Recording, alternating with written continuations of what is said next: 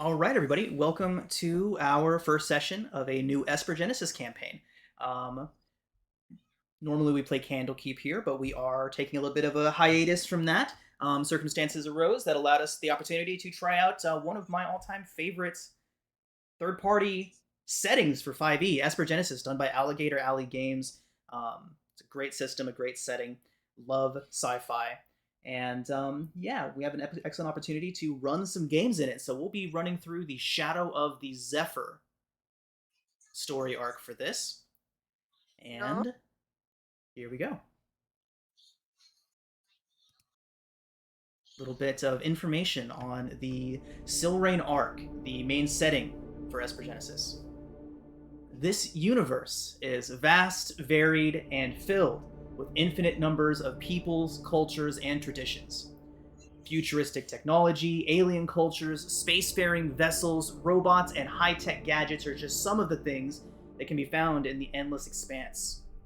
Thanks to the Crucibles, all of these wonders are now accessible to any spacefaring cultures. Scattered across the galaxy, the Crucibles are remnants of an age that predates any known history. Often the size of small moons, no Crucible is identical to another, but they do share similarities. Each one is generally spherical. Their surfaces are most often metallic in appearance, but can sometimes feel organic in nature. Dormant since a bygone age, the first few of these crucibles began to activate within the last 1,000 years, forever changing the galaxy and the lives of all of its inhabitants. Below the surface of these crucibles, there are long branches of tunnels leading into the core, where sorium can be harvested. Sorium is a material without classification. Its chemical makeup constantly shifts, it can be identified as any element, and it can be made to change its molecular states with focus and concentration. It's a constantly renewable energy source, and it is used throughout the galaxy to power starships, megacities, and much more. After generations of harvesting sorium, beings began to experience extraordinary abilities. Earth, fire, wind, water, space, time, and gravity, all of these forces of creation became visible and malleable to those able to channel this power through themselves. These special beings are now known throughout the galaxy as Espers. Each person is affected differently when they achieve Esper Genesis. Depending on their origin or race, this process may even directly affect them both physically and physiologically. Some are able to channel the energies directly through their bodies, where others use sorium implants or devices to wield their powers. Every Esper is gifted with rare abilities and empowered with the will to shape their own destiny, as well as the destiny of all of those whom their paths may cross. They are the chosen few who can stand against the many galactic threats, stand vigilant and strike fear into the hearts of those threats across the great expanse. The galaxy calls for those who would change the fate of the worlds. And that is where our story begins. Mm-hmm. Thanks, Zai. Leonoro Cassim, a salvager with deep pockets but no mind himself for adventure, picked you all up some 4 days ago. He offered a paying gig, one of not many that you've been getting recently, but was unwilling to divulge the details of this gig until you are all safely aboard his ship and off of Silrain Prime. A job's a job, and Leo has been known to pay well in the past. So, once aboard his ship, the Cutter, he filled you all in on the mission. Decades ago, a small freighter named the Basilisk was assigned to bring a delivery of supplies to Urias 7, a small planetary outpost near the Arbos system that was preparing for an arrival of settlers. The last transmission from the freighter was as it was entering the planet's orbit, after which it was never heard from again. The settlers themselves also never arrived. Now, recently, a transmission through the Silrain Intergalactic Matrix, or the SIM, detailed the possible landing site of the Basilisk. It was intercepted by Leonoro, who wants to get to the ship before it's recovered by whoever that message was intended for. To do this, he needs help from individuals who are up to the task of braving the perils of a backwater planet in order to recover the abandoned cruiser. And this is where all of you come into play. Now, gathered in the cargo bay of Leonoro's ship, you do draw near to Urias 7, And as you prep the Terra Cruiser, Leo's new ATV, we meet all of you. So, Nikolai, what would you be doing during this setup?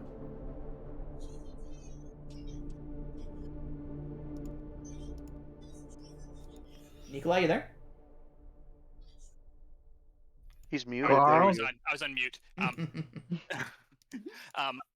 I would be double checking my weapons, my armor. I would be making sure that my rig is all tuned up and ready to go with various gadgets and injectables. Yeah, I'm checking Awesome. to see if anybody has any grenades. Anybody any grenades? I No. used my last one. No. Nope. All right. No. So as Nikolai is prepping the weaponry and going about checking for grenades, Silori, what would you be doing? Silori, I'm very sorry, I forgot. Nikolai, what do you look like? Nikolai is human. He is tall and wiry. Not very bulky. Spent a lot of time in low gravity environments, and he has a lot of tattoos, mostly on like his neck, chest, and arms. Several piercings. Kind of rough looking. He's wearing medium trooper armor, so armored jacket and stuff like that, and carries an auto rifle as well as his engineer rig. Awesome. Okay, Silori, sorry to interrupt, but what would you be up to? What he typically does before he figures the party's going to land somewhere is he tries to find himself a area where they're going in the staging, a spot in the staging area to attempt to commune with his Solarium harness a bit, just to ensure he is doing what he feels like he should be doing in this mission. Getting in touch with some of the biomechanical power within it. Fantastic. All right. What does he look like? He's like most of his species. He's rather large, over 7 feet tall, and very much like lizard dragon man sort of thing. Nice. Very scaly, and with his actual Solarium rig, it's kind of hard. It almost looks as if in the area above the heart is just kind of glowing with an inner flame inside of there, which matches some of the highlights on a few of his scales here and there. Very cool. On hearing Nikolai asking for grenades, he just kind of opens one eye, looks at him, and just says, "I think if explosives alone were enough to solve whatever problem awaits here, our employer would have already have had it handled." Leonoro, your employer steps down from an observation post overhead, and he says, "By the gods, I truly hope that there's no need for grenades down there. We're on a salvage mission after all. Don't want to be blowing up what we're here to pick up and bring home." Must. You see, sometimes a delicate touch is needed. As Solori uses his weapon bond to basically make his warhammer materialize in his hand. See, this is why we hire out. And he kind of hobbles on back to his office. So, Alpha C Major, as you kind of approach and interject into the conversation, what do you look like? What are you up to? Let's see. I imagine that my presence will be very well known by just like a slight rise in the temperature. I'm just basically like this fusion core contained within this metal chassis. Light emanating from all the little seams in the metal, with like beams of like data just kind of like going, just like kind of offshooting every now and then. Kind of like, light in a weird way. Sorry, Yeah. now Leo decides to pop up on my screen. 1 second, let me get rid of him. Okay, sorry, go ahead. Yeah. Okay. Yeah, that was about it. Just like light fusion core encased in chassis, like a walking Dyson sphere, except not spherical and more mechanical and robot-esque. Awesome. And yeah. So, as he's walking away, Leo would say, "And keep that walking bomb away from my fuel cells!" I just go boop boop. It is totally safe to if I get what's the word, separated from my chassis, I will not explode. Door slams up overhead. Range man. I don't think he believed you. But has he not seen before that it is possible? We'll have to test that theory. So, In the name of science, we could probably test right now, here in front of him, to prove point. Bacchus, as you pipe in, where are you at? What you doing? What do you look like? So, Bacchus is a tiger humanoid looking thing of a bluish greenish fur with blue and purple like highlights here and there. He's definitely wearing some kind of hunter's rig with under some kind of military jacket that he's acquired over the years.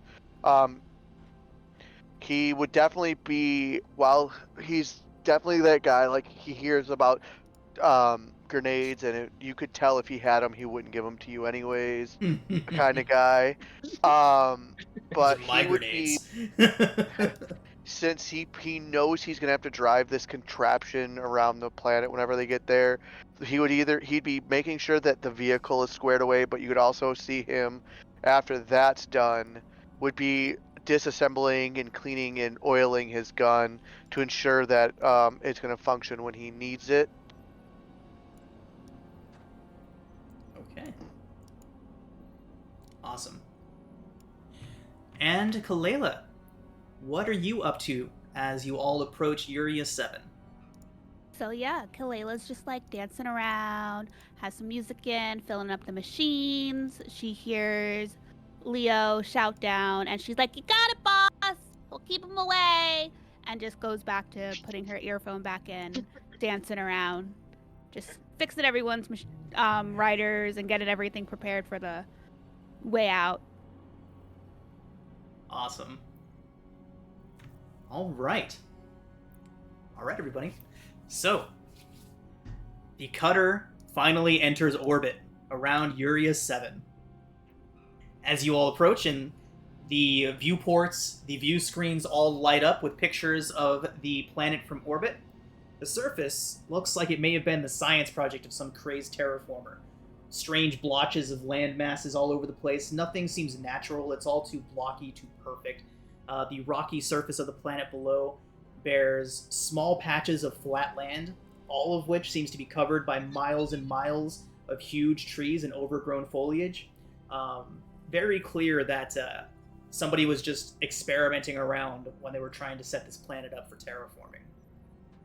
The cutter's sensors pick up the location of a small abandoned hangar near the site of where the Basilisk supposedly crashed.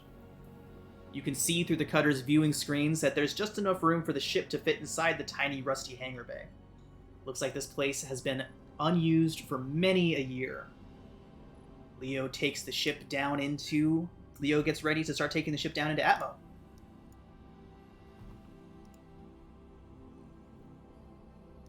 And as he does, you hear him shouting out some orders to his AI pilot, who is currently flying the ship. And then he exits that back route from his office again, comes over towards the bay. Says, "All right, everybody, the Terra Cruiser is all yours. Just no dents. You know, just try to keep it on the road. Y'all aren't expecting to see any damage down there, are you?" Not making any promises. Oh, No, we'll Hopefully be fine, not. boss. Don't worry. I'll keep an eye on him. all right. Remember, everybody, 1,200 cubles if you can get the basilisk back to the hangar so that I can pick her apart. 1,200 cubles. 1,200 cubles. Wow. Not each, you fool. I'm not made of money. Think it says Revos is? 1,200. Bacchus would be very disapproving of that amount. He looks down towards you. And of course, any minute salvage you find, anything you can carry away with you, you're welcome to take. I just want the ship's engines. You see, when he says that, Kaleila's tentacles kind of perk up, and she's like looking like, "Oh, cool, okay, yeah. We'll be good. Don't worry." And elbows Bacchus, like, "Shut up." Bacchus just rolls his eyes, obviously. He looks down towards you. Something wrong with your eyes there, son? I've never really been around too many Volin. Is that normal? Do you need medical attention? That's just I his think that face. is an indication of sarcasm. Is that not what you living forms do? Oh. He would just give a low, not growl, but that ugh. But because he's a Volna, it's come off almost like a low growl. And just get into the vehicle behind the driver's seat, or in the driver's seat. Is there a vehicle-mounted weapon, or is this just like? It's just a transport. Yep. Okay. And as you let Leo use up, brace! Race. As he says that, the ship suddenly hits atmosphere, and with a huge jerk, I need everybody to roll dexterity saving throws. I'm already sitting down. At advantage for you.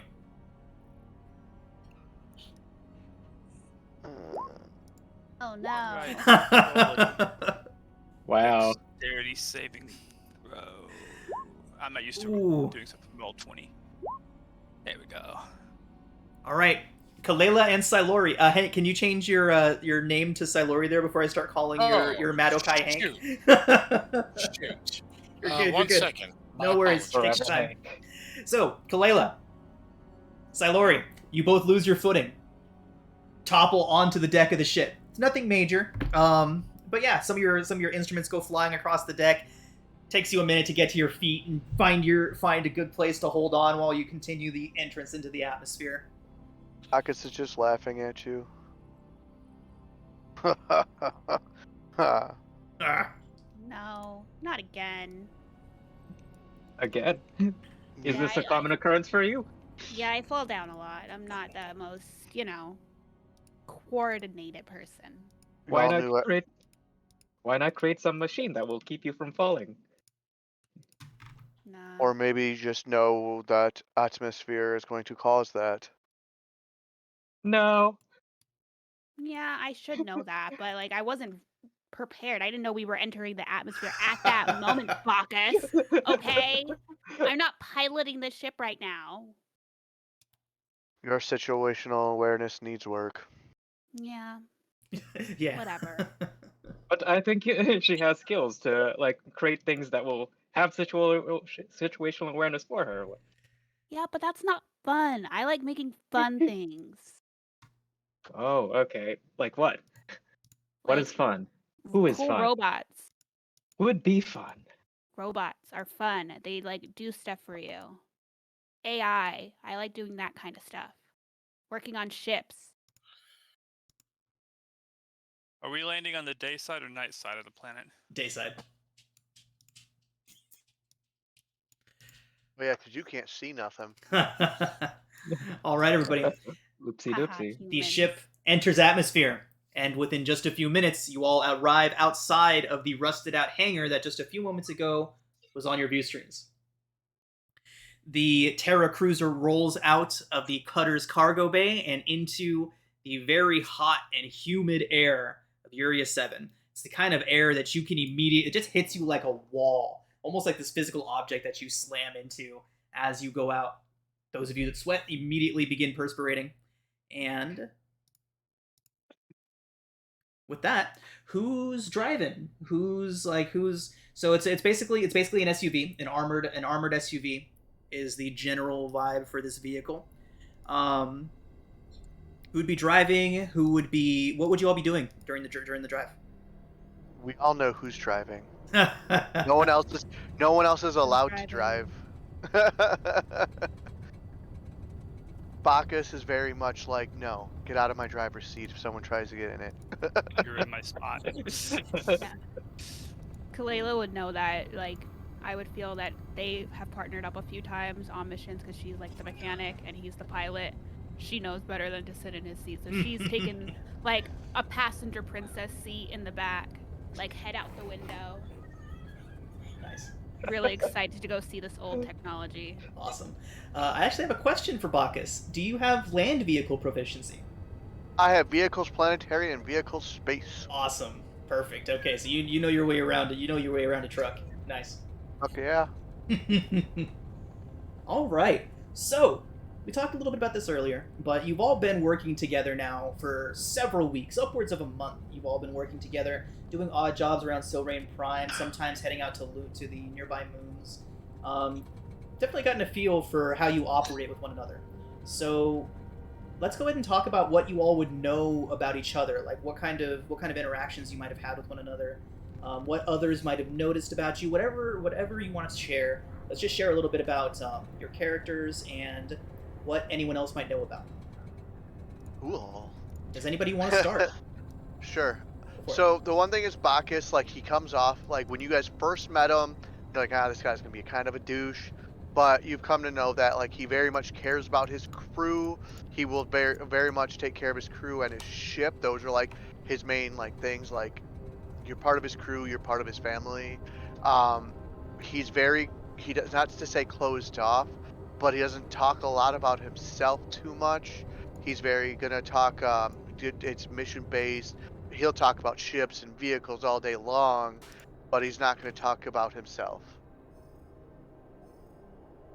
Awesome. Who wants to go next? You would know that Kalela, she goes by Lay, if you guys wanted to call her Lay, will be the one that's kind of just like helping everyone solve their problems. Is kind of like the therapist. Oh. Like she's there to like help comfort everyone and like bestow some wisdom and knowledge, but also like vibe out with you and have a good time. Like she's always down for a dance party, always down for like something fun. She really loves to show off her things like that she's creating to her friends and her like shipmates. So she's a very caring oversharer, real happy, like I said, real happy-go-lucky. You just know she's always down to smile and goof around with her friends. Nice. Cool. So Lay's really going to enjoy the nightclub arc. Oh yeah, she can't wait for the nightclub arc. All right, who wants to go next? Oh, I suppose I'll go next. Okay. With Solori, he does. Admittedly, with him being essentially a lizard person, it's probably a little bit harder to read his face than some. But he is a sort that does attempt to help out at all times whenever he is amongst a crew, because these are the people who are going to have your life in their hands, and their lives are going to be in yours. For anyone who is interested, he would not mind telling stories about his home planet and about his people, assuming they were interested, but he's also not going to track them down to try to force them to listen to it.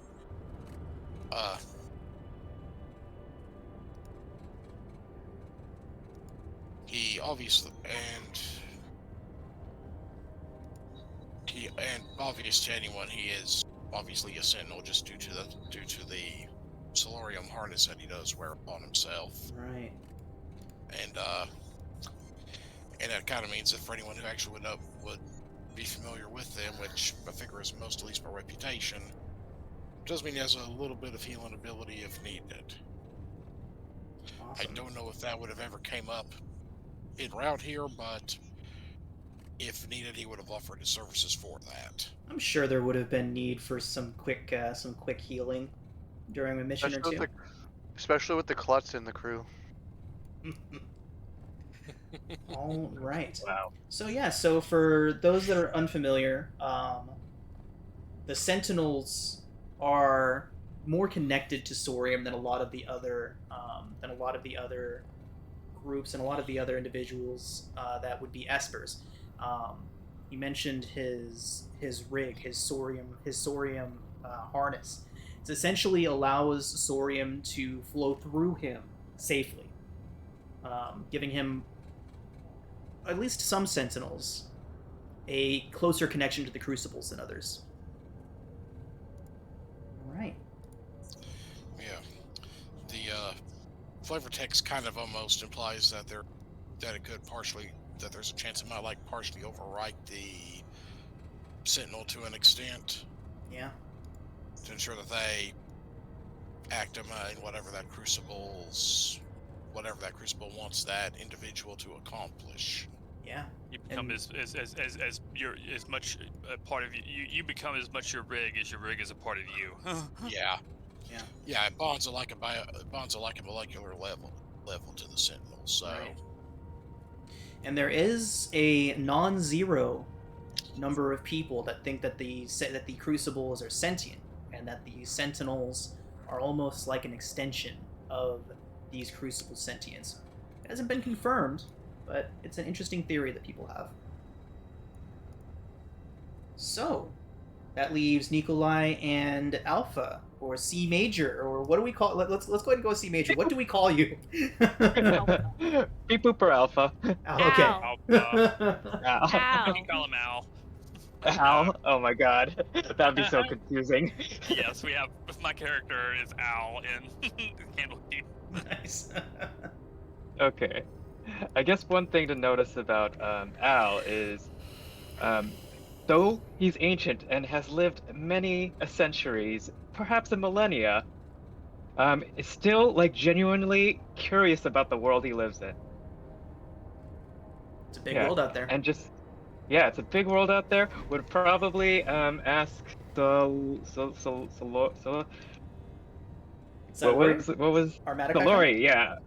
Yeah, our Madakai friend about his tale, and to go in like great detail about it, and probably have asked to like record it a couple times, and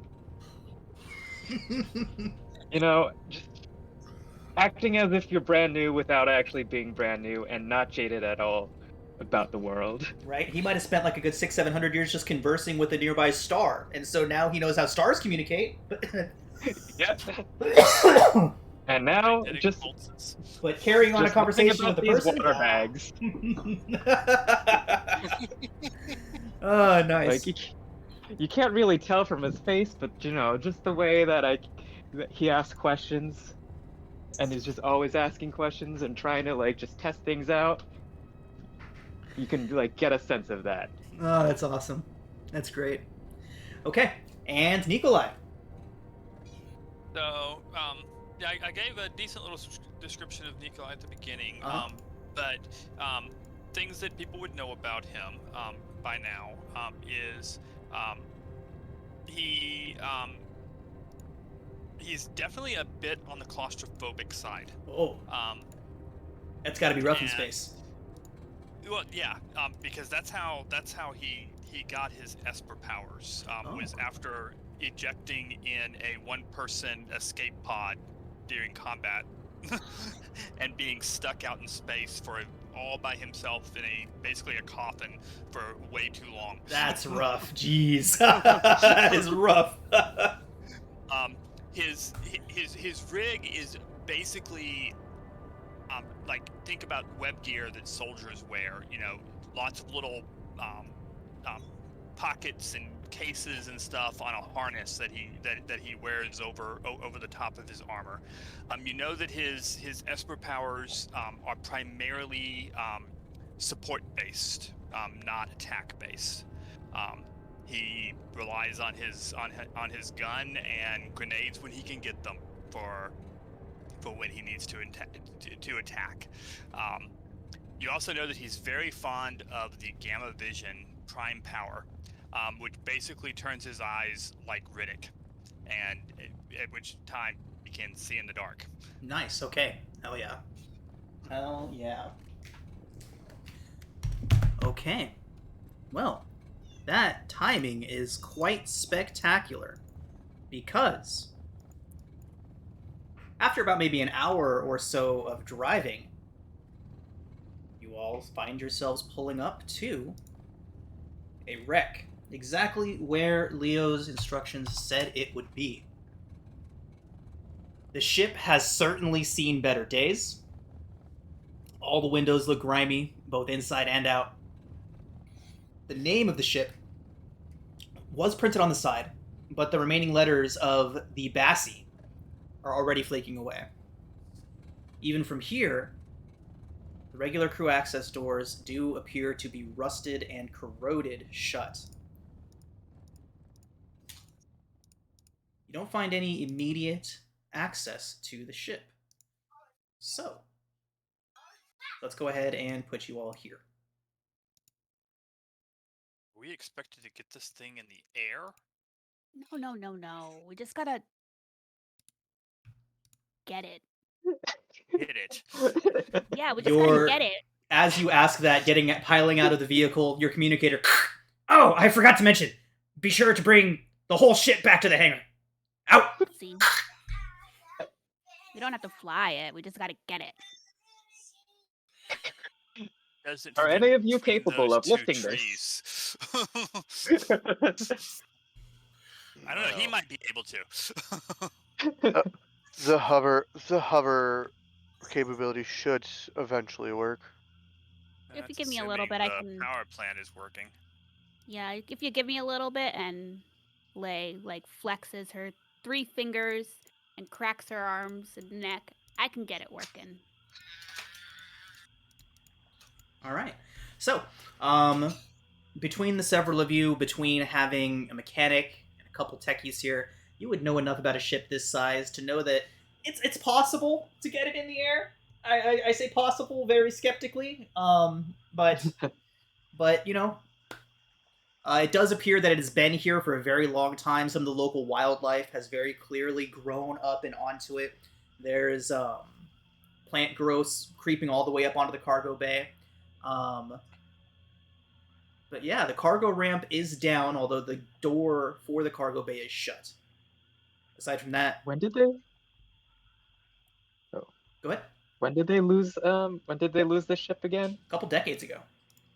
Oh, Which, again, in terms of space travel and space flight, is a long time, but not super long, right? Considering that without star drives, it could take a couple weeks for a ship to get here from one of the nearby planets. We'll go over time and how long it takes to get to places every now and then, but a couple decades this ship has been here. Bacchus was going to use his climb speed and try to climb on top to see if he can find a hatch on top. Okay. You're going to climb up onto the top of the basilisk. Look for an upper Mhm. hatch. Okay. Bacchus,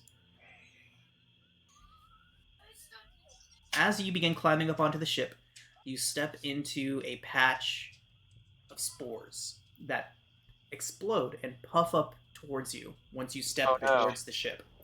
I need Bitches. you to make a constitution save, please. Womp. Womp indeed, Bacchus. Okay.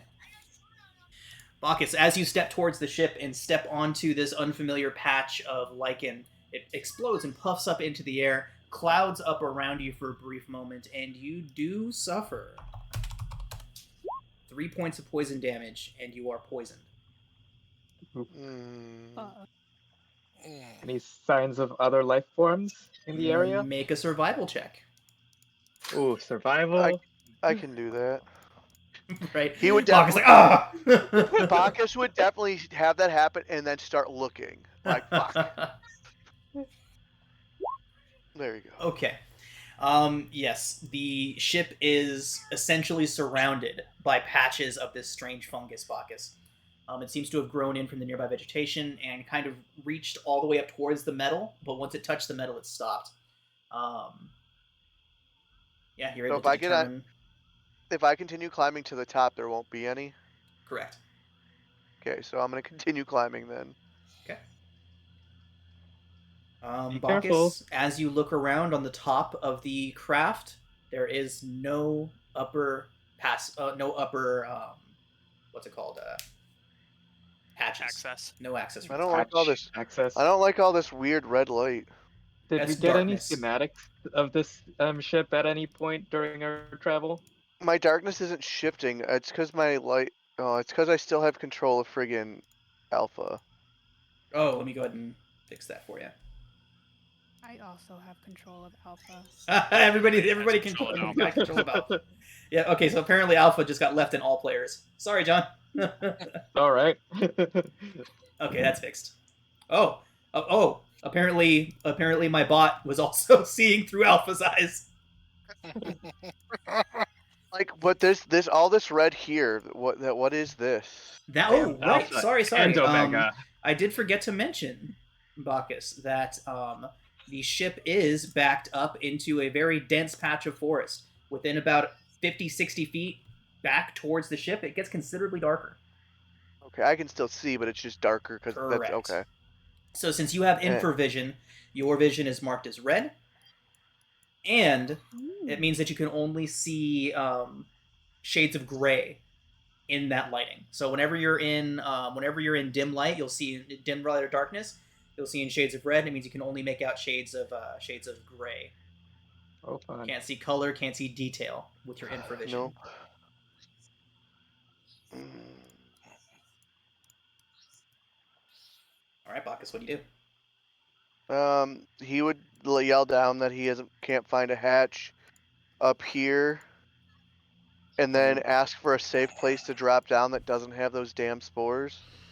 Bacchus, now that you know that you're looking for them, it is easy enough to avoid them. Okay. And then my question is, if we ever got schematics of this thing? No, you were not delivered schematics of the basilisk. Interesting.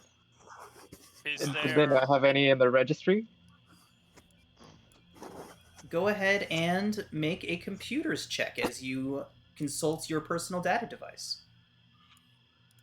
Computers I don't. check. I I can don't. do that. I don't have one of those. The techies should, Hmm. right? I do as well. Yeah, several of you should have the personal data. The personal data. I have a devices. two-way communicator though. Oh, it rolled for with advantage. Does something give me advantage? Probably. Mhm. I want to check through that. Um. Oh, everything's Oh, rolling with everything's just advantage. giving rolling at You should, advantage. yeah, I assume we are doing inspiration. We like are. We are. normally, I'm just yes. wondering. Yeah. Oh, that's why. Okay. For some reason, Esper Genesis grays out the lower number, but okay. So that is a 10 and a 7. So, Okay. so I mean, it's not exactly like a top secret freighter, right? The Basilisk was just a cargo freighter. So with the 10, you would know that it's relatively small interiors, nothing major, nothing huge. Basic engines. Yeah, you would know that there's nothing super out of the ordinary to the Basilisk. Okay. So, would I would where would like a typical access point be? The cargo bay, and then the crew entrances, which are up by the cockpit. But as you approached, you did see that the crew entrances appear to be rusted shut. Okay. So the cargo bay entrance is right here, correct? Correct. Is No. there an Shall we try access that? panel to open it?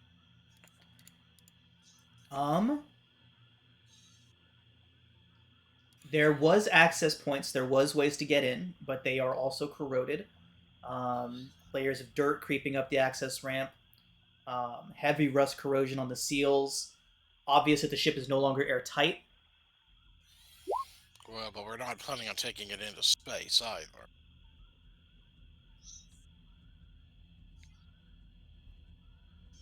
Would trigger device be able to initiate the um the cargo bay access? Reading. Yes.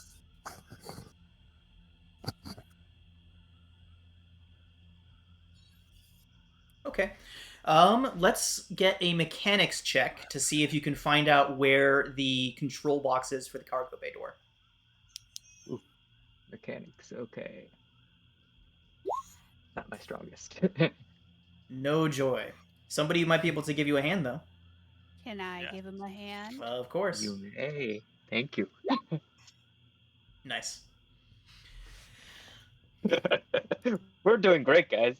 It's an old ship, you know. Yeah. Hmm. We're not used to being first level. Yeah, Al's never seen a ship like this before, and Kalela, it's been a long time. They haven't made one of these in decades. You've maybe They're seen one in a real old. museum. Silori's all, let me look at this thing. Only just only the two checks. So, Okay. Silori, why don't you make a perception check? We got to try something different.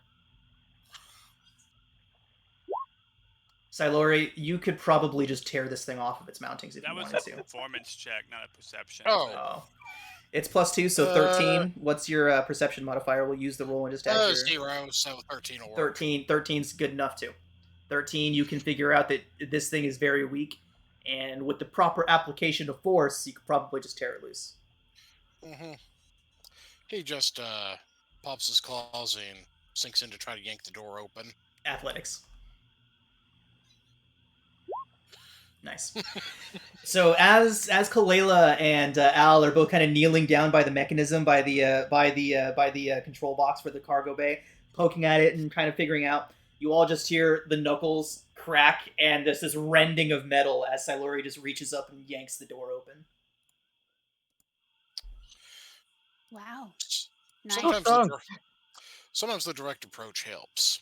Yeah, you know, our muscles, brain muscles, both work. Kalela walks in. Okay. And I check to see if. Never mind, she's already in. He wants to go explore all of the mechanical goodness. 5 million spores. Is there 5 any million light in spores. here? So Is there any light in here? it is dark in here. The windows are corroded over and rusted over. It is dark, except as up by the cockpit where there is light coming in through the viewports. I would like to get up my flashlight and activate it. Okay, nice. Ooh, I get to use directional light. 1 second. Turning that on. What's the distance? 40 feet? Okay. Kalela's over in this scrap pile. Just Is she digging now? through. Stand by. But Wow. digging through. Stand by. Carefully digging through, looking for anything that she can take to like repair. Directional. And I'll learn the directional light later. Okay. So not Bacchus. Silori activated a flashlight. Yeah. And Nikolai cast Gamma Vision, so he now has 40-foot dark vision. Awesome. Fixing that now. That's cool. I love the names. It's just sci-fi everything. I love it so much. Makes me happy. All right, so we will extend your night vision out to 40 feet. Thanks. So, as you'll enter into this exposed cargo area, you can partially see what you see here. Battered crates, piles of scrap, old heaps of machinery, rusted out and corroded. And Kalela, as you approach the scrap, there is definitely some interesting stuff in there. Old school tech that you haven't seen in a really long time, very vintage, very retro stuff that you see in there. And as you pick up what looks like an old data panel, could possibly be useful. You pick it up, and beneath it, you see a pair of multifaceted eyes, almost like hundreds of tiny hexagonal mirrors staring out at you. And then an antenna breaks out of the surface. Uh-oh. And this begins crawling its way out of the scrap pile. Guys, and we are going to roll initiative. Oh, Looks like we need to debug the ship. but All right. Hey, 11. Wow, look at me.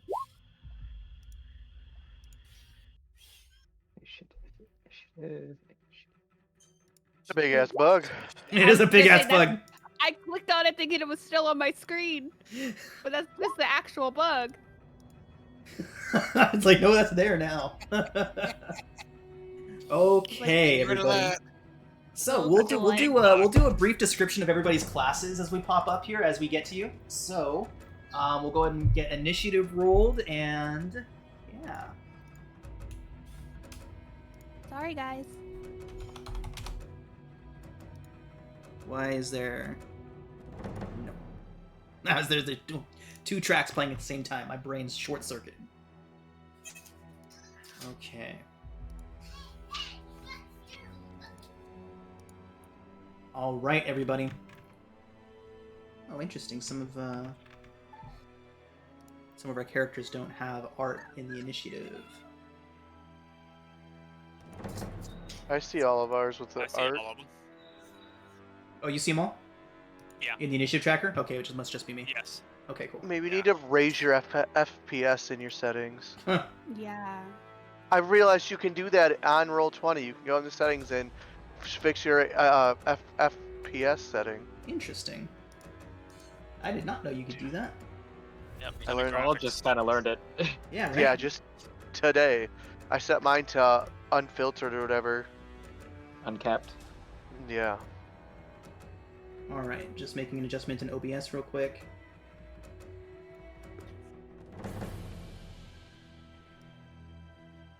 Okay, never mind. I can go later. Okay. Alright, Nikolai, you are going to be up first. So you are playing an engineer. I am. Fantastic. So engineer is closely compared to clerics in 5e. You'll see a lot of really close similarities. But yeah, what do you want to? What can you tell us about your class? Or if you don't want to, I can. Whatever you prefer. So, as I said earlier, the closest comparison, since we all play 5th edition, is I am a war domain cleric. So, I get that extra bonus action attack a number of times from the cleric, from the war domain, or I think it's called heavy arms here. And I have the forging Esper powers, which allow me to do things like heal and give support and stuff like that. Awesome. Very cool. And I So- also yeah, go have the heavy gunner. I also have the heavy gunner feat because I'm a galactic variant human, which lets me handle the recoil of heavy arms better than most people are able to. Nice. Very cool. And it also gives me extra attack on my bonus action when Nice. I do certain things. Very cool. So I'm just gonna read the quick blurb out of the Esper Genesis core manual here, just so everybody can get a real solid grasp of what an engineer is. Engineers are espers who make use of modern-day inventions, robotics, computers, and chemistry. Combined with the use of Sorium, their technical skills are open to an infinite realm of possibilities. Their personalized rig translates their thoughts into streams of data that weave into system commands to perform actions and feats and various other spectacular things. No matter their path, they constantly improve by focusing on their training, tools, and technical know-how to defy the odds. So, Nikolai. I am all about the right tool for the job. And Fantastic. Right now, the right tool for the job is an auto rifle. Hell yeah, there you go. And I will start with a burst. Fantastic. So that is going to be a dex save. Yep. So it doesn't matter that I rolled a 1. Okay. That is a 12 on its dexterity saving throw, which does fail to your burst fire, which has a DC of 13. Yep. So he'll take 4 points of piercing damage. Fantastic. If there'd been any more in that 10-foot square, any more targets, if he'd been like medium, then they all would have been rolling. That is accurate. Burst, that's one of the really cool things with Esper Genesis that we're going to notice a lot of. A lot of the major changes come around the equipment, the firearms. There's a huge emphasis on ranged combat in this system, which we're going to see a lot of coming forward. And because I have the heavy gunner feat on my bonus action, I shoot normally and get a 17 17 hits. for 11 piercing. Fantastic. All right. So, Kalela lets out a shout of alarm, informing you all of what's going on here, and a split second later, bullets begin filling the area as Nikolai lets loose with his auto rifle. A burst of fire followed by a precise shot, gravely wounding the beast already. It's going to bring us around to Bacchus. All right, Bacchus, you are playing a hunter. What kind of cool things have you designed your character to do before I just give the general breakdown of the class? It's a level 1. He doesn't get anything super cool yet. But he, the big thing right now is he's got a know your target, which is cyborg. So he's got a bunch of special stuff against cyborgs. They're what he would consider some of his arch nemesis. Cyborg's nice. That will most certainly come into play. He's very adept at survival, about not losing his way, knowing where he is at all times. Not stepping on fungus. Not stepping on fungus. Really cool thing is he doesn't he ignores all difficult terrain, which is dope. Hell yeah. Advantage on initiative rolls, stuff like that. I also get advantage on any attack rolls against a creature that hasn't gone yet, so that's dope too. Nice. Very cool. Especially since you're poisoned. Right? I don't even know what poison does. It's the same condition as 5e. You have disadvantage on your attack rolls and ability checks. Oh. My bar above my guy's name isn't changing its health, but that's okay. Okay. Drop that on you for poison condition. So the closest analog that we have for the hunter is a ranger in 5e. Pretty much a 1-to-1 analog. And as far as the description from the book goes, it says that from crowded city streets to the harsh conditions of a lifeless planet, hunters are masters of tracking and confronting their targets anywhere, anytime. When not pursuing a mark, they can be staunch defenders of any territory. So they're just all around badasses. So what you doing, Bacchus? He's gonna pull out his auto rifle. I don't have burst set up. I don't know how to use it, so he's just gonna shoot him. Bacchus, let me go ahead and turn on your token actions. It'll just be there for you next time you open up. And I fail miserably. A 6 does go wide, Bacchus. Your bullets spraying across the interior of the hull. Few pinpoints of light explode into the room as your bullets make pathways to the outside. Yay. So it didn't pop up with your token actions. Carl, how'd you get your burst fire? It's there now. Oh, is it? It's no. You have to set it up in the weapon. I just don't. I set it up in my weapon. Got it. Okay. Awesome. That does bring us to this big, beautiful bastard here. This insectoid is a hard-shelled, obviously a predator. It's a quadruped insectoid the size of a large bear. Brown and green carapace. It appears to have made itself a nice little nest inside of this derelict ship, this hunk of scrap, and is none too pleased by Kalela disturbing it. So, it is going to... Bug. Big bug. It is going to reach out towards you with one of its pincers, Kalela. And that is an 18 to hit. Oof. I'm assuming that does hit. It Okay. hits. So it grabs a hold of you, Kalela, right around the torso with its huge pincer, squeezes for 3 slashing damage. You then see a stinger reach up from out of the scrap and begin kind of snaking its way around, almost as if it has a mind of its own. Before it strikes at you. That is only a 9 to hit, Kalela. Oh, that doesn't hit. Fantastic. Just Okay. misses. That does bring us to you. So, Kalela, you are a melder. What do you want to tell us about your class? I think you said it was kind of like a wizard. Mm-hmm. Definitely similar. Kind of like a sorcerer. It's kind of... The Sorcerer, melder is wizard. an interesting one, for sure. Yeah, they use a lot of elemental and psychic kind of abilities. So it's really cool. I use my mind to kind of do my spell casting, and they're really connected with the crucibles and the sources of power that give everyone their powers, from what I know. Awesome. So here's the excerpt from the book. Masters of matter and energy manipulation, melders have attuned themselves to the incredibly raw power within the mysterious crucibles. Using the energy within themselves, they're able to alter reality itself by combining, shaping, and channeling the energies around them. It is an ability even the most learned of races still do not fully understand. Some Espers wield their powers through use of sorium devices or implants. Melders know no such limitations. Their entire essence is infused with the power generated by the crucibles, allowing them to draw matter and energy from around them and shape it to their desired form before releasing it. So what do you want to do? I'm trying to figure that out. 'Cause I did want to move away from him, but now I can't. You are not grappled, but he would get an Oh, I'm opportunity not attack against you. grappled? No, he's not grappled. The pincer was just Okay. a slash.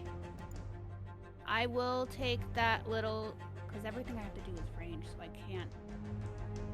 Yeah, I have to move away because I can't do anything. So yeah, I'm gonna just take a step back, and I know he's gonna get a. It another does swipe step at you with me. its claw. That is only an 8 to hit. Yep. Woo. That's not again. Wahoo. Okay, and then I'm gonna cast a lightning whip on him.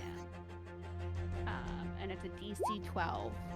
DC 12 con save. Okay.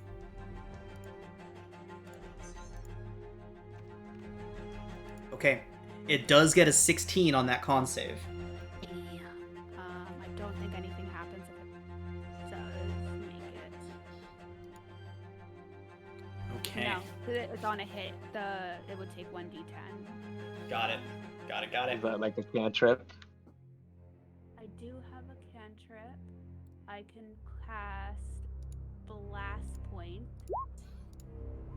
which is also a DC 12 again. Constitution save. Okay, and are we able to cast... so it's fairly similar to 5e, but there are So some I major can't cast differences. it. So your... Let me take a look at your character sheet real quick here. Okay, 1 second. So we did Lightning Whip. Yes.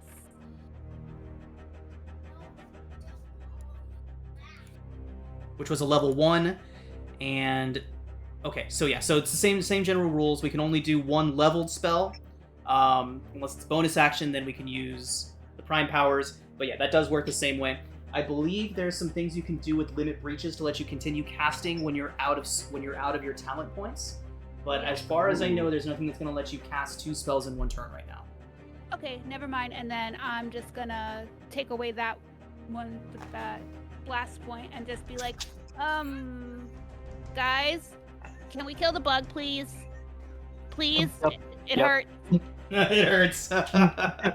All right. And take one more step back. Got towards it. Bacchus. Yeah. Working on it. All right, Al. That does bring us around to you, and you are a cybermancer. Closest Yeah. analog we have to that in D&D is a warlock, right? Yep. I chose the most warlocky powers I could find because it was very familiar. Bright beam. Yeah, Sprite Beam. I'm just gonna, I'm instead of Eldritch Blast, it's gonna be Sprite Beam. Sprite Beam. Nice. Yeah. Get powers from the sim. Everything is like data and technology related. So I'm shooting code at him. I don't know how that works. So here's what the book has to say about cybermancers. Cybermancers are espers who can view the world as if it were a complex digital design. Think the Matrix. Through this Okay. unique perspective, they can decipher and manipulate energy at a molecular level, almost as if recording a machine. Such abilities often awaken through their own exposure to the advanced technologies that preside over day-to-day life. Over the years, many of them have earned the nickname World Hacker. So yeah, very, very Neo. Very Neo in the end of 2 and into Matrix 3, where you can actually control the real world. As if it were the Matrix. As if it were the Whoa. Matrix. Oh, spoilers. There's no such thing as spoilers for a movie that's that old. Yeah, right. I don't know, man. Someone might not have seen it yet, and we just ruined somebody's That's life. not your fault. All right, Alpha. Al, what do you do? Okay, I am going to mark him as my bonus action with my flamboyant mark, giving me an extra d6 of damage with concentration. Nice, nice. And I'm gonna Bright Beam. Sprite beam. Pew pew! Oh my god. What is that? 13. It deflects off of its mirrored hide. God damn it. I tried. I pewed and it didn't pew. I just like focused my laser energy at it and just like, yeah. It didn't pierce. Gotta focus harder. All right. That does bring us around to Silori. We talked a little bit about the Sentinels earlier. What kind of ideas do you have for your character, for your class? Oh, my kind of take on it is kind of gained this ability. Well, as he was a soldier, kind of exploring forest people at some place. Mm-hmm. Melded with him and just kind of not a bad thing overall because it does kind of help enhance some of the combat abilities. Yeah. But at the end of the day, there is also just a little bit of is he really all him or is he really partially this other thing? Awesome. So here's what the book has to say about the Sentinels. It says, where many Espers manipulate energies or make use of tools and drones, Sentinels directly integrate themselves with their Saurium devices, transforming themselves into a powerhouse of force, mighty defenders, and unyielding avengers. So what do you do, Silori? Well, his eyes and his chest rig both gleam with light a little bit more than usual, and he takes a step up. Actually, probably about right there. And I don't have any token actions that pop up. Oh, yep. Turning them on right now. Here they come. Click off, click back onto your token. They will be up. There we go. He is, however, going to naturally drop. He's naturally going to just drop the flashlight on the ground because he can see what's going on and just charges forward and shield at the ready and has his war pop out as a bonus action and then makes a swing. Ooh, fantastic. 23 hits. Wow. Right? Do you want the crit? I think I'm going to go ahead and take that. Fantastic. All right. So, Silori charging forward, light beginning to glow from his Saurium harness, brings a warhammer overhead and crashes it down onto this insect. Okay, are you pumping anything else into that? I don't know if you get like. I can't do so yet. No space smite yet. Okay. No, it's kind of like on a. It's essentially they're like a paladin. It takes a level 2 before you Got it. get the slots to burn for that. So we are looking at 14 points of bludgeoning damage. Fantastic. Its hide splits. You all can see this strange purplish goo begin to flow out from beneath the plates of armor. It is very badly hurt, but it's still moving. Anything else from Silori? That's it for the time. That's All it right. for the time being. And that is all of us, which brings us back around to Nikolai. Nikolai will step up to here to make sure that we have both Silori and himself in between this thing and Kalila. And, he will fire another burst at it. So, DC 13 dex save. Dex saving throw result is an 8. Fantastic. So, in a spray of bullets, This thing spasms, rears up onto its back two legs a few times to take some of the bullets right into its midsection, right into its soft underbelly, and collapses back into the pile.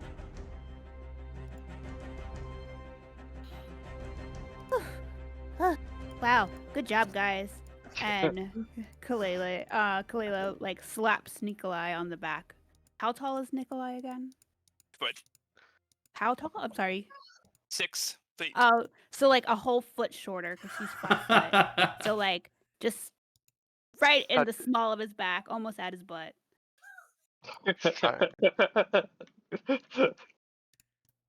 Fantastic. All right, everybody. With Do I that, still have the cool thing that I picked up? you do. Or it could be on the ground there, but yeah. You can go ahead and add that to your inventory. We'll call it a vintage data pad. Hell yeah. She can't wait to work on that. Do you need any healing? Yes, please. Just a little bit. Actually, no, I'll just roll. Can I roll a hit die? Can I take a short? No, Short I'll take rest. it. Yeah, short rest is. I'll take- Well, unless you want to, you all Yeah. could take a short rest here if you want to. No, I No. can take a little healing. Bacchus is still only at 9. He'll be alright. Yeah, I'm trying to. Is it worth using a power? No. Yeah, probably not. No, just Sorry. save it. It's okay. Don't worry about it. I'll be fine. So She one kinda really cool limps. thing about. Go ahead. Sorry. Oh, I was just saying she's like just limping. Just being silly. Oh, so injured. So Death's hurt. door. Awesome. So yeah, one of the really cool things about this setting is you all get access to like healing pods. Like I don't want to. This is not giving anything away too bad, but later on when you guys get your own ships and everything, like you literally have a med bay where you can literally just show up on your ship and get the benefits of a long rest instantly, or the benefits of a short rest in like just a minute or two. It's really crazy. It's really cool. Oh yeah. It really leans into the whole futuristic medical stuff. Basically, we have back to tanks. Right? Very cool. Well, all right, everybody. This is going to be a good time for us to go ahead and take our break. When we come back, you all can continue your search of the basilisk. Okay. All right, everybody. So we are back. You have just slain the insectoid creature, and after getting a moment to take a look at it, Bacchus, you would probably recognize this as a Corpios, a insectoid creature that populates many of the planets in the galaxy. And a very invasive species. Basically, tiny little larvae can latch onto starships, and when they fall off, they can populate pretty much anywhere. That seems to be what happened here, and one found its way into the hull of the basilisk. A split second after the creature finally settles down into the pile of scrap that it's been blasted into, you all hear a little chime show up on Kalela's communicator on her personal pad, and the voice of Leonardo arrives. Oh, yes. I forgot to mention movement aboard the basilisk. Please be very careful when you get on board. I've sent you my ship's AI to assist you all and keep you informed on things that we catch on the sensors back here on the cutter.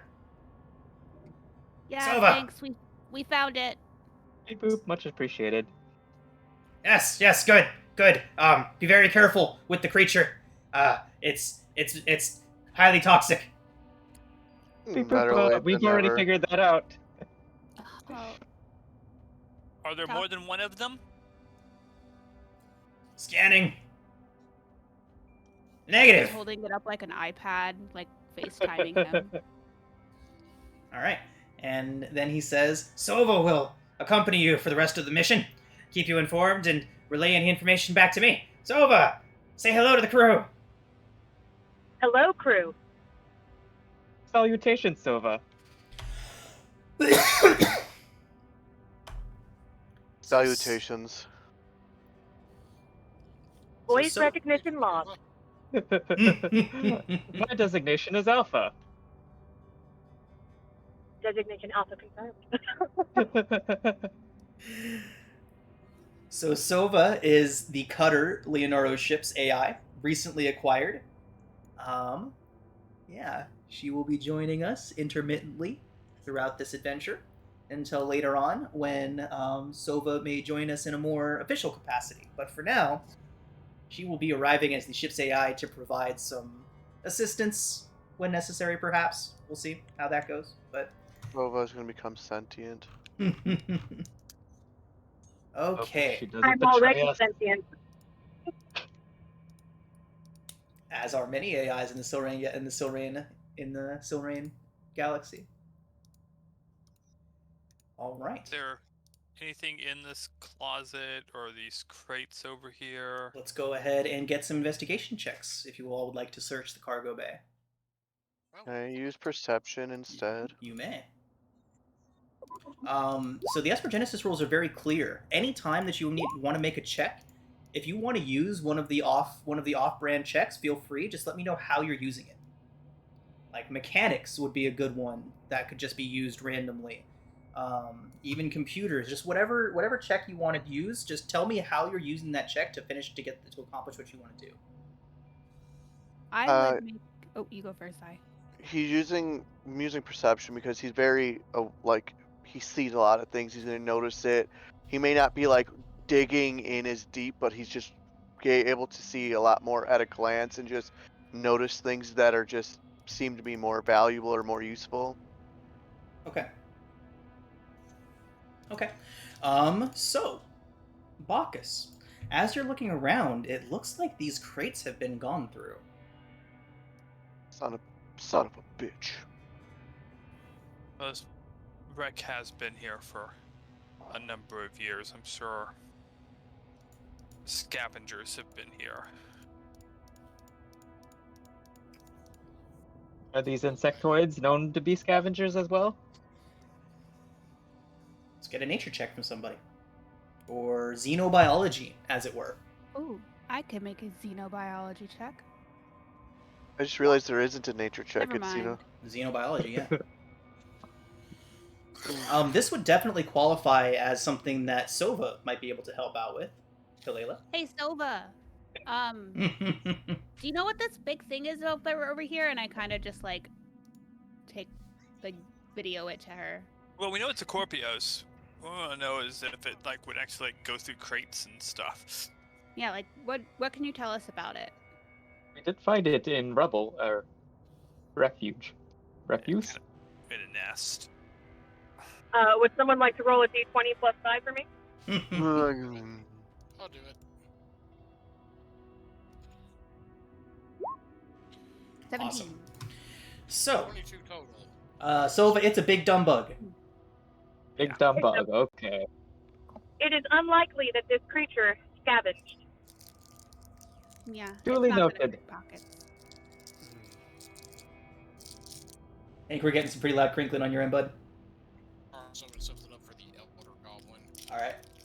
I'll go ahead and turn you down a bit for now. Enjoy. Okay, it's good. Get it? Okay, cool. Alright. So yes, after consulting with Sova, you are able to determine that this creature would definitely not have been scavenging anything. Bacchus, as you head through the hull of the ship, you do see the engineering bay. It's a cramped little nook with the engine controls and relays in it. Everything is covered in dust. Connections are filled with dirt. It's not in very good shape. Anybody that's familiar with Starship engines would realize like this is bad. It's not very good. You can see the receiving port for the Sorium fuel canister is in no better condition. Awesome. That's this room. What's this room? That is a room full of junk and piles of broken machinery. Cool. He's gonna head to the deck. Okay. Sova, you could also inform them that Leo did in fact leave an extra fuel canister in the car. So said. All right. So Leonoro did not mention that to you, but it is in the back of your vehicle. There is a fuel canister there. Seems to be Leonora's gig, not forgetting to mention anything. At least you didn't forget the fuel canister. Mm. Bacchus is just gonna kind of mess around with the panels and see if he can get anything to just any kind of diagnostics or anything to come up. Okay. Nikolai and Kalela in the engine room. Let's get mechanics checks from both of you. Yes, and as I was about to say, is I'm actually giving myself an amplify ability. Okay. Nice. I'm gonna use my sessional on that for that 19 because I cannot roll today. Okay. So fantastic. And I get a 1d4 added onto that.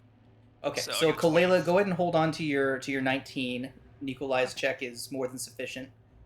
Nikolai's probably just had more experience with these old engines. Being an old military guy, they probably had some older machinery I'm into lying the new around. stuff. Yep. But yeah, Remember, Nikolai, more power here. you can with the fuel canister that has been supplied to you all. It would take you about a minute and a half to 2 minutes to get it up and running once this fuel canister is installed.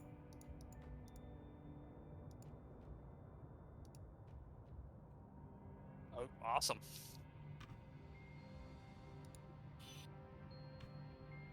Bacchus, it has likely been about 10 minutes now. Everybody wandering around the ship, going about their own devices. You are no longer poisoned. Awesome. Okay, so Bacchus, Silori, as you two make it to the bridge, the individual bridge stations sport a few inches of dust and appear to be dead. The bridge window is barely translucent with the amount of dirt and grime that decades of rain and wind have thrown up upon it. By the captain's station, there is an open slot for the bridge's backup power supply, which would have kept the CPU and data core active for years. It's not a common practice, but also not unheard of. The port looks damaged as well. It appears the bridge has to be powered up first before engineering would be able to start the engines. Okay, so I need to go get that battery from the vehicle. Oh yeah. I would, once I determined that I needed that for the engines, I'd have been heading straight for that. Okay.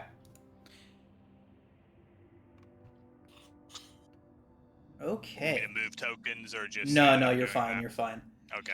Gotta stop.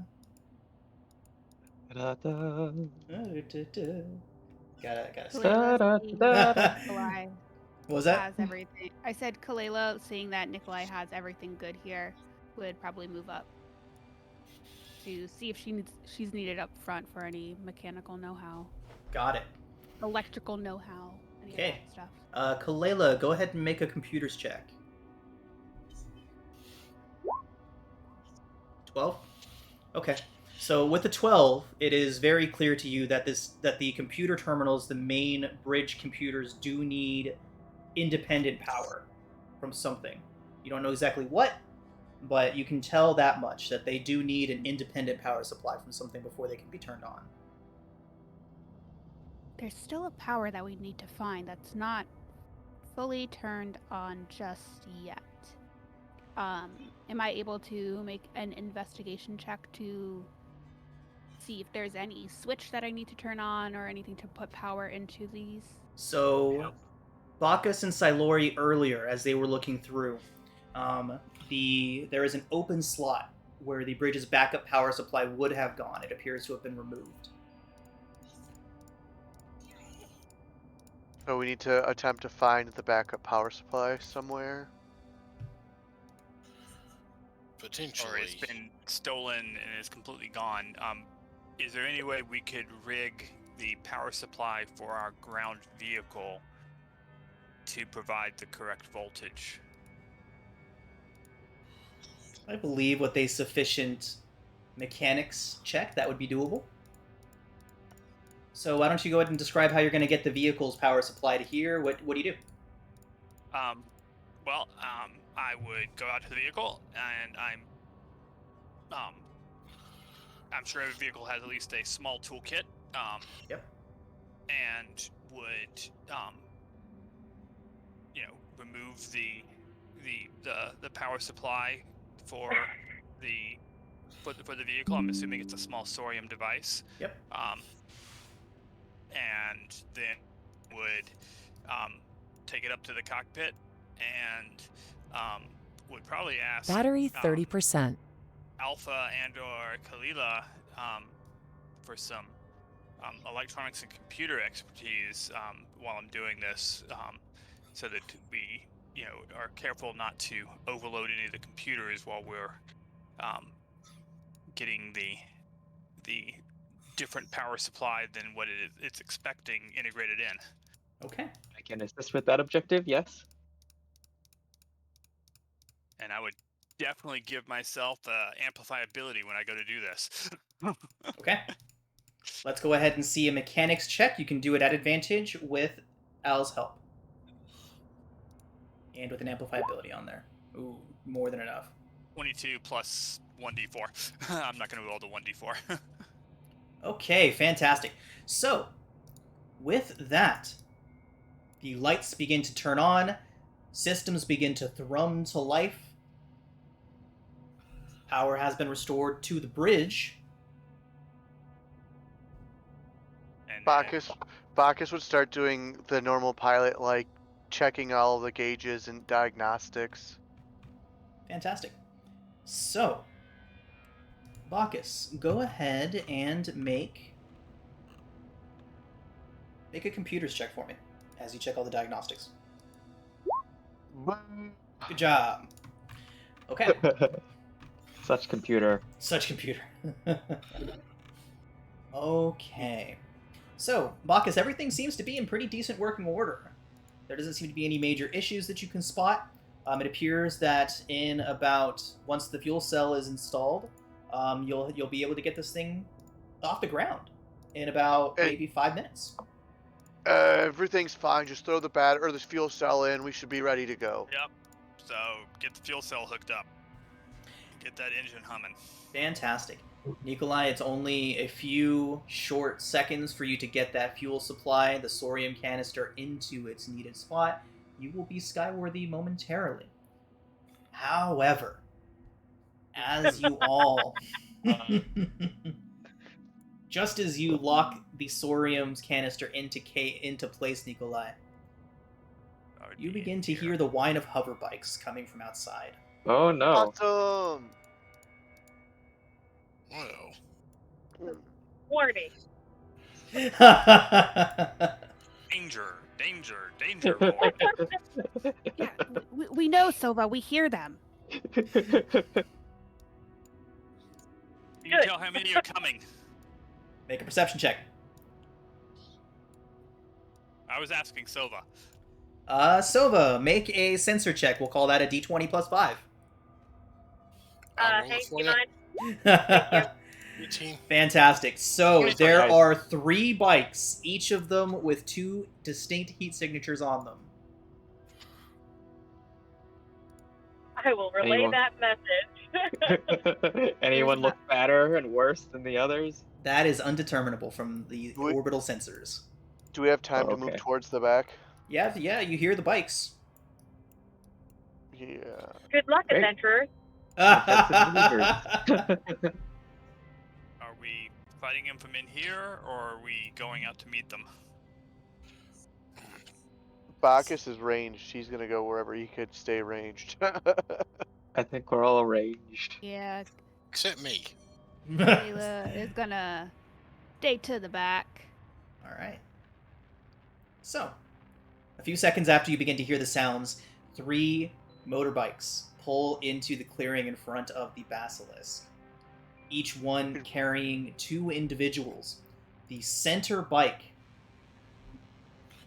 Several rough-looking humanoids wearing dark clothing and armored vests sneak into view, parking near the back of the basilisk.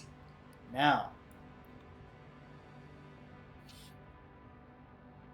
there is a clear leader among them. A Promethean woman smiles as she dismounts from the bike and walks forward a few steps. She holds up a voice amplifier. She says... She holds up a voice amplifier and says, "Seems like you guys found old Basil. Gotta tell you, though, she is in our territory. We're feeling magnanimous today, though.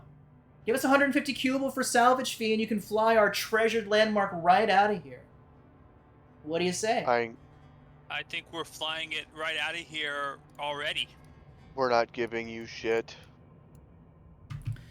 Access denied. See your name on it, so finders keepers, losers weepers. She says, "Well, Ceding to you. Actually, take a look at the crate just inside the door. Does have our name on it." Ceding to you was not part of our objective. Sorry. I don't Says- know you, and I don't care. She turns around and looks towards us. She says, "Well, there's 6 of us. Seems like we have you outnumbered." Bacchus would just applaud. Would applaud her. Silora, you're closest to the entrance, so you go first. Silori just kind of leans out a little bit, does obviously starts counting and just says, "Would you prefer for us to wait while you gather evidence? Okay. I suspect you may need it." And can I attempt to roll intimidation with that? Absolutely.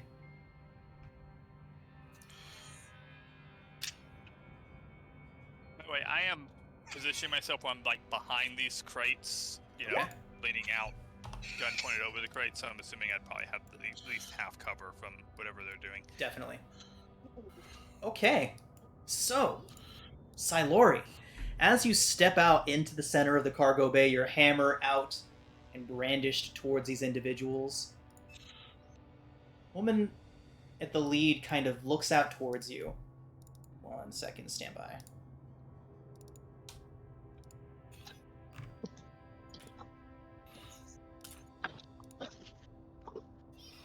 The woman in the lead kind of looks over you, looks at your warhammer, your Sorium rig. She kind of glances back behind you to Nikolai, covered behind a couple crates, his rifle trained on them. She says, she throws up her hands. All right. Can't blame us for trying. She has been here for a long time. We'll just gather up our things and we'll be on our way. She starts backing up towards her bike. How trustworthy and believable is that? Yeah, Make an can I insight make check. an insight? Yeah. No, you're going to bed.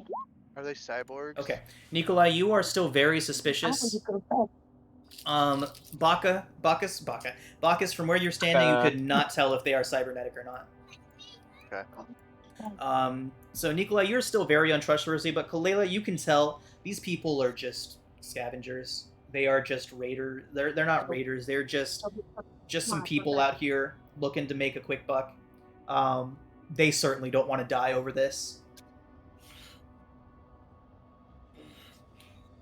Continue to kind of stare them down. My Larma are like full on up. Almost like snakes. Like watching them.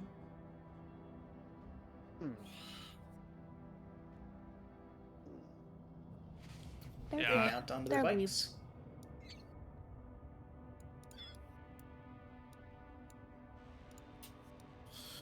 They all get onto their bikes and drive away. Lovely. Oh. Lovely.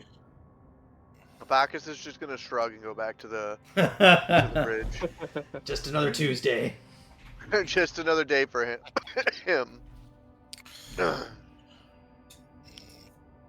This was a very desirable outcome. We should try intimidating often and always. I don't know. I kind of like that bike. Yeah. You'd hear Bacchus from the bridge be like, yeah, that bike would have been badass to have. Perhaps we can build you one or requisition you one. Oh, I will find one and it will be mine. Boop, boop. Okay. Ship is ready to I'm get just not airborne gonna as soon turn as you're around. all ready. Bacchus turn around and be like, take your damn seats, let's go.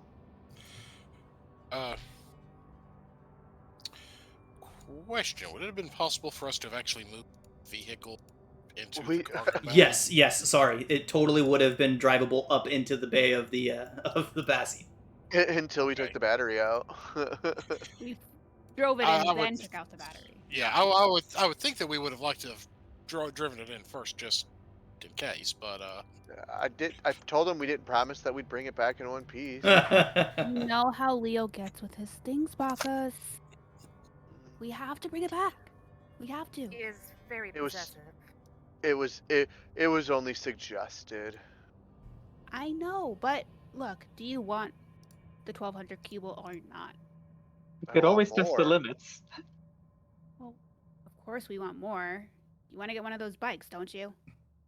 I'm gonna make him give me a bike. Hell yeah! I like the way you think. Right on. Mm-hmm. You know I got your back. All right.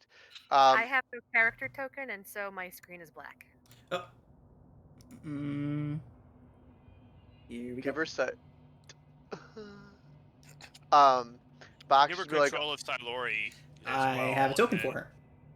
nice.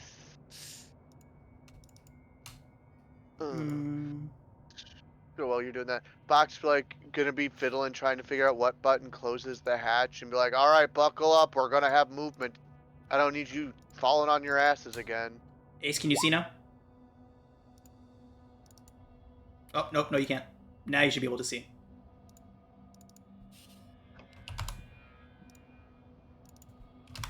So I trigger remote connection Yes. on the engines Okay, so that I can monitor them from anywhere in the ship, awesome. and I will come up to the cockpit so I can be aware what's going on and be able to do any engine adjustments and monitor state of things even from up here. Okay.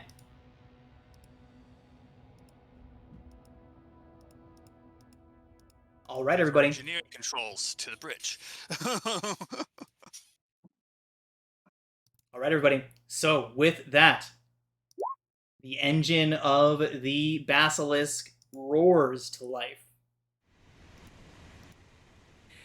And the ship begins to rumble and quake, rattling, dust cascading down from pretty much everywhere as the ship begins to get itself up. And, How does the hull integrity look? well, since Nikolai has linked himself to the ship's computer, gotten himself situated there, he does begin to notice some problems pretty immediately. Uh-oh. No problems. It's fine. The bridge's control lights begin to blink and flash. Data lines scroll across the screens as the ship gets to the air. Far too many of them are flashing red.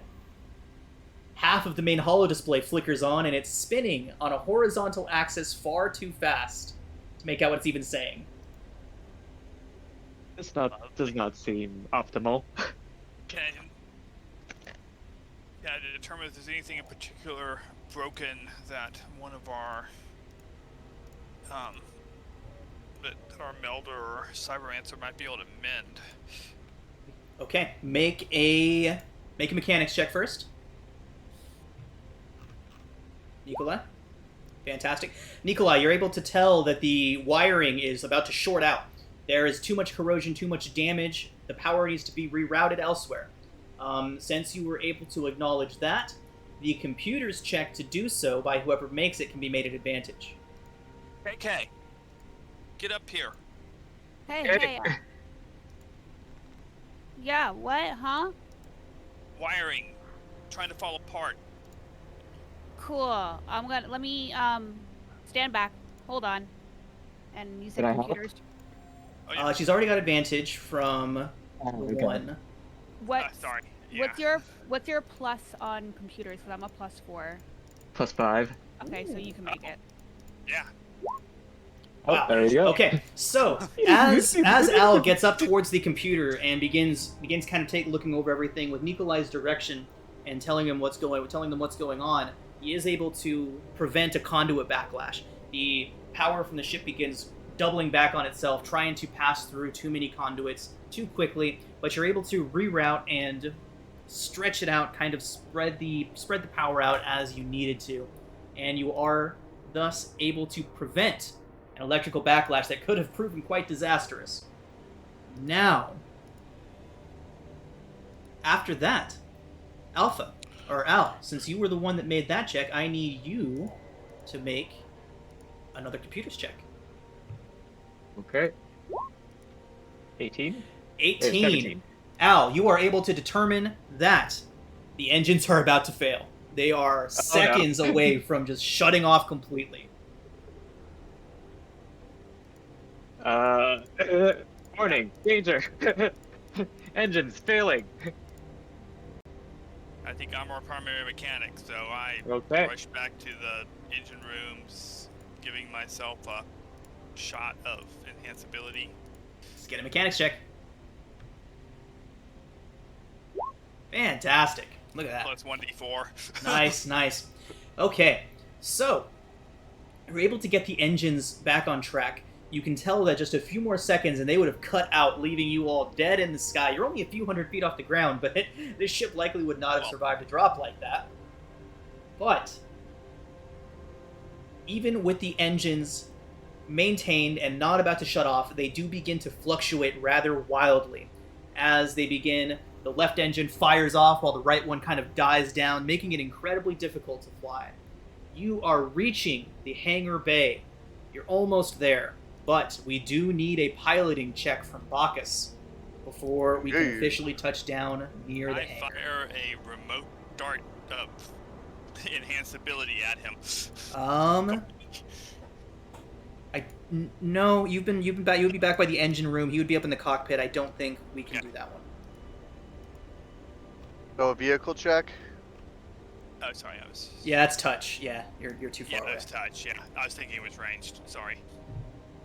So my space vehicles check is a 19. Fantastic. Good thing we're not using that. Good thing that one isn't in there. I'm a badass. Right? There was a lot of things that could have made that a disadvantage, but luckily, no conduit backlash, no engine failure, and so, Bacchus, you are able to direct the ship, piloting it even with its sporadic and unpredictable engine properties. You are able to get it back to the hangar.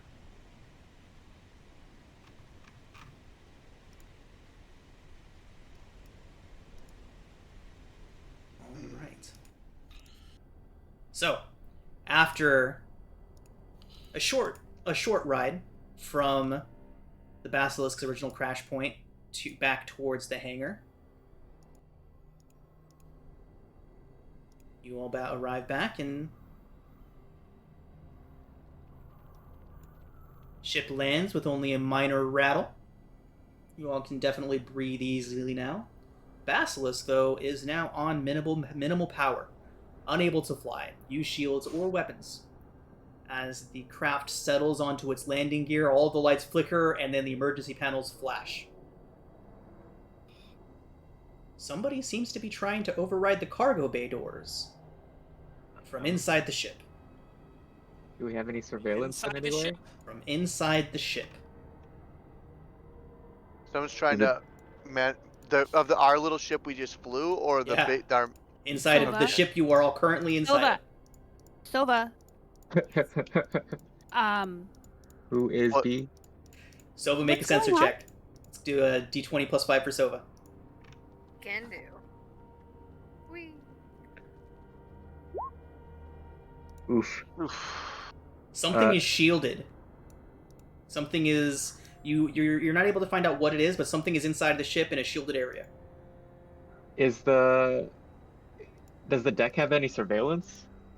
As you turn to look behind you down towards the cargo bay, you hear a faint clack, and you see a metallic figure pull himself up out of a latch on the cargo bay and begin running out towards the hangar.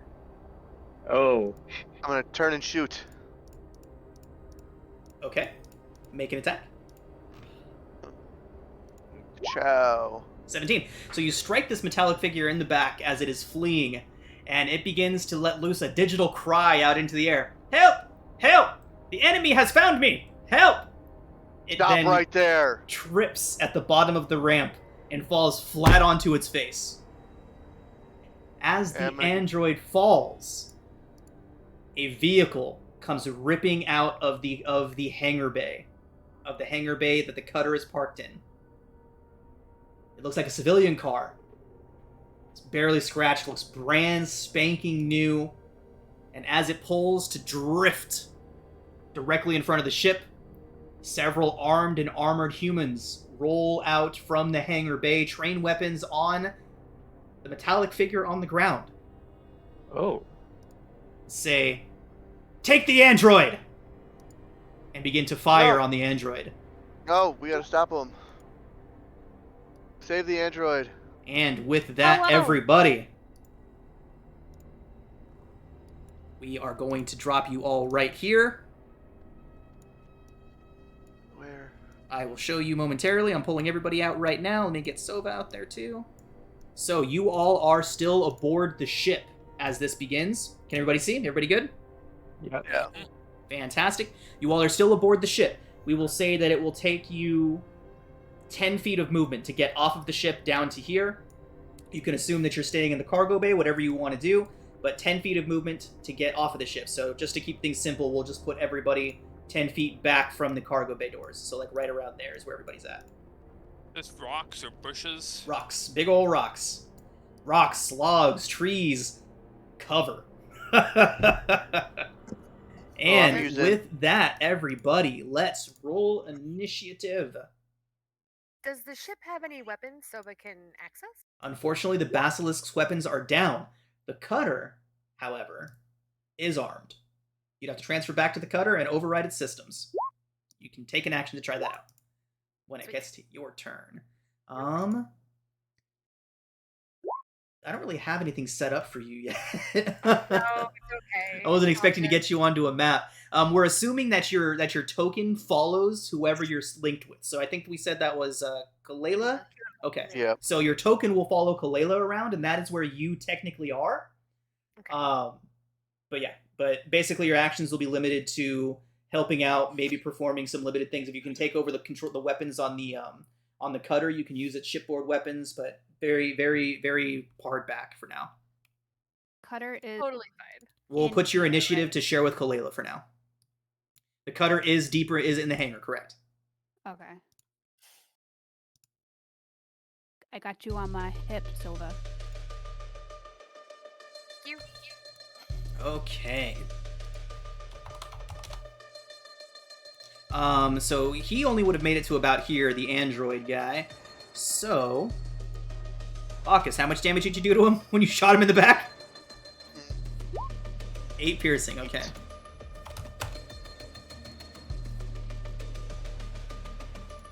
All right. No, we're 10. So 10 feet to get out. What? So it'd be one more. I'm not in the right spot. Let me put him here. There we go. Okay, so I'm sorry. This guy would have gotten out on the other side of the vehicle.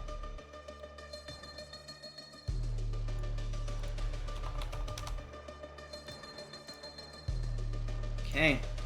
And here Spread out a lot. we go. These guys came from inside the hangar. He came from the vehicle. Oh.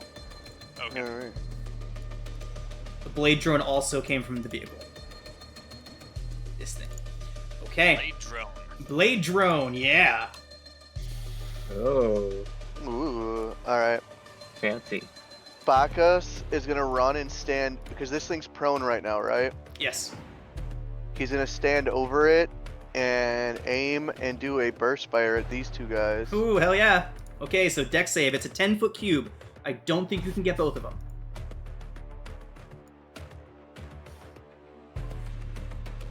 They're 10 feet apart. Damn it. 10-foot cube would look like that. Yeah. You're making me use the grid squares to do it. Yep. that I most certainly am. They are there for a reason. Probably too powerful if he doesn't. Yeah, right. Imagine like being able to do that. Like, nah. that would give you 9 squares of influence instead of 4. Boo. So who then are you targeting? Then I'm not gonna burst fire. I'm just gonna shoot at. This guy's got cover, so I'm gonna shoot at the drone with my auto rifle. I can't tell you how happy I am to be able to use the sci-fi fight music. Oh my god, I can't hit nothing besides the damn 13. android. Okay, so he ducks down. He takes one bullet into his armor, which does stop it, and the other goes high overhead.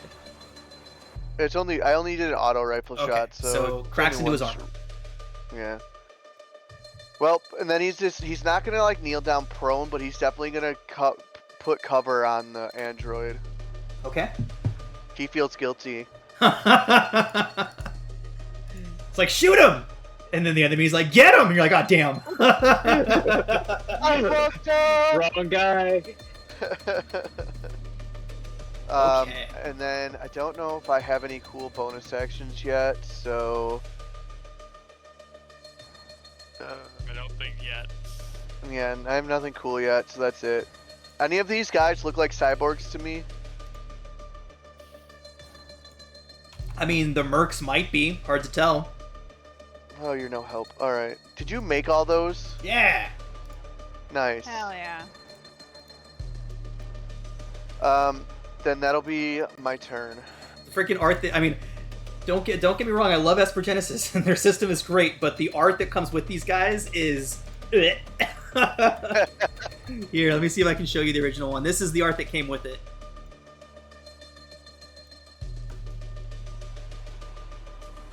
Not terrible. It's not terrible, but I do not like it.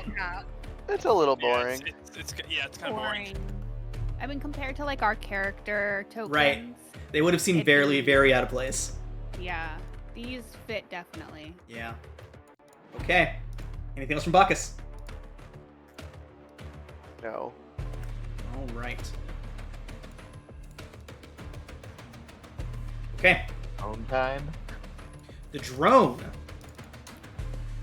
You all hear the man that jumped out of the vehicle say, "Disable the drone. Take care of them." And with that, it is going to fly right at you, Bacchus. Figures. As it flies towards you, you see a couple of saw blades extend outwards about a foot in front of it, whirring as it flies towards you with a 22 to hit, Bacchus. Oh That my. is huge. That is going to be 4 points of slashing to you, Bacchus. Okay. Help me! Ow! Yeah. He just kind of goes, fuck. All right, Al, you're up. Okay. I'm gonna focus on the little guys. And by focus, I mean actually focus my beam. And mark this guy. And shoot. Do a little pew pew. Oh my god. Oh, I can't hit for shit. unfortunate. 9 is going to miss. Alright. Yep, that's me. Okay. Kalela, what do you do? Oh, I'm just checking my range on things. I am going to. That's not that. Layla's gonna. I'm gonna step up, and then at this guy, I'm going to cast Distortion. Okay. Can you drop distortion into the chat for us, please? Yeah, I can. It's a plus. I'm gonna use my sessional. Awesome. since I 20 got to keep 20 track. will hit whoever you're shooting at. Now, Like, so next to your spell list, there's going to be the little chat bubble. Can you click on that so we can see the full spell description? yes, give me one moment. Yeah, that's just a good thing to do whenever anybody's casting a spell or using an ability, just so we can all get a look at it, because this is the first time seeing a lot of these for most of us. So. Oh, it's not. So when you open up your character sheet and go over to your spells page, your powers. Yeah, Oh, I'm on powers. there's and not it's one of those giving little me chat bubbles a there. chat Oh, I bubble. got it for you. Boo. Give me 3 seconds. Oh, sorry, I hit the wrong thing. In the Esper powers, it doesn't look like there's the chat bubbles. Yeah, we just got to copy and paste them. Okay, so we'll just do that. Gotcha. And that was what ability you just used, Layla? Distortion. Distortion. You kind of see Oh, I see, okay. her kind of Make like a ranged channeling attack. She got If it. it hits, it's 3d8. yeah, so just like forming a ball with her hands before just like pushing it out towards him full force. Fantastic. So it definitely strikes him. And you said this one back here? No, it's gonna be this one right here. Okay, got it. Strikes him squarely in the chest, lifting him briefly off his feet. You can hear armor cracking. Go ahead and roll your 3d8. 14 points. damage. Jeez. Ace. All right, so he is lifted fully up off of his feet. You all hear a strangled ah! As he flies backwards and crashes into the ground. And then I'm gonna zoop Nice. behind the rock. Okay, so if you are in the rock's shadow, you have full cover. If you are not in the rock's shadow, you have half cover. And with this where I am, That would have been full cover from these guys, half cover from these guys. I'm gonna take one more step back. You have full cover. Ha! Yay! Less squish. Yeah, cover's going to come into play a lot here. In fact, we may start messing with the cover rules a little bit to make them a little more robust. I really enjoy Starfinder and Pathfinder's cover rules. Later down the line, we might take a look at those and see about adjusting things, but that's for later. Anything else from Kalela? Nope, can't do nothing with bonus actions at this time, so that is it. Okay. So, this guy is going to pop up from behind the car. He's going to look right at you, Bach, as he says, "Leave us the droid! And you may leave!" Is it okay if Sova does? Right, try to Sova, upload I totally Twitter? forgot. Absolutely. I'm so sorry. I Alright. don't mean to interrupt. You are totally fine. Thank you for reminding me. Sova, you do act on Kalela's initiative as you are linked to her at the moment. Go ahead and make a computers check. That is the one that we're going to give you the +5 bonus to. So we'll need to kind of suss this out a little bit more carefully later. But nope, it's a new ship, Sova. You're not quite used to its systems just yet. I'm going to take some getting used to. We will say that you will be able to activate them next turn, though. Okay. All right, Bacchus. What do you respond to this man saying to leave the droid and you can go? I can't do that. You seem to have nefarious or you seem to be on nefarious tactics here. I'm gonna protect this thing with my life. You need to leave. All right. So he would just kind of smirk at you, saying, "What a waste." And he is gonna fling a force bolt in your direction. Bitches. Actually, never mind. This is way better. Way more thematic for what we're doing. Actually. Oh.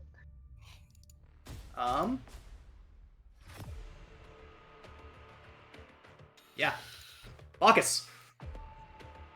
He is going to run up to you. So right about there. And then he throws out a hand. And you feel this wave of kinetic force blast into you. I need you to make a strength save. Ooh, yeah. Fantastic. He just kind of puts a foot back. He's like, I don't think so. Okay. How is it that much damage? Well, that's the attack roll. Okay, jeez, I was like, what the fuck? The attack and damage rolls in this game, in this Roll20 system are weird. So I thought the damage roll was, I thought the attack roll was the damage, and I'm like, no way, it does that much damage. But he does get an 11 to hit you, which looks like it misses. So I read this wrong. He has to hit you first, and then it's a strength save. But you succeeded on both. So it slams into you, and you manage to just kind of brace against it. You're not shoved at all, Bacchus. It seems like he was trying to throw you off of the android. But he fails, and looks up towards you, and kind of gives you like a respectful nod. He just kind of just shrugs at him. Alright. That does bring us to the mercenaries. And the guy up here. I'm the only target. And you're the one on top of the thing they want. So bad news for Bacchus.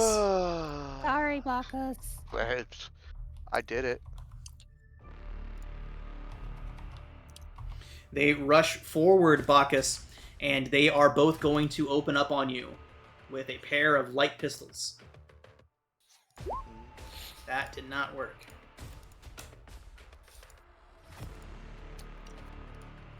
Ooh, it crits you on the first one. You son of a bitch. Wow. Sorry, bud. Where's Cher when you need her? Arms! Oh, sorry. Got Sharon here. All right, Bacchus. You do take 8 piercing as the first round strikes you in your armor. I'm gonna make sure though, as I fall, that I fall on top of this thing. Okay, I got it. Like, I'm continuing to have my body cover it. All right, we'll put you there. So I think as I fall, I have slight control as I'm going down. All right. Or if you want, I can make some kind of save to try and fall on top of it. No, we can just say you drop on top of him. That's fine. All right. So everybody else is inside of the ship. We'll assume that anybody in the ship is behind something, hiding in some way, taking cover in some way if you're inside of the ship.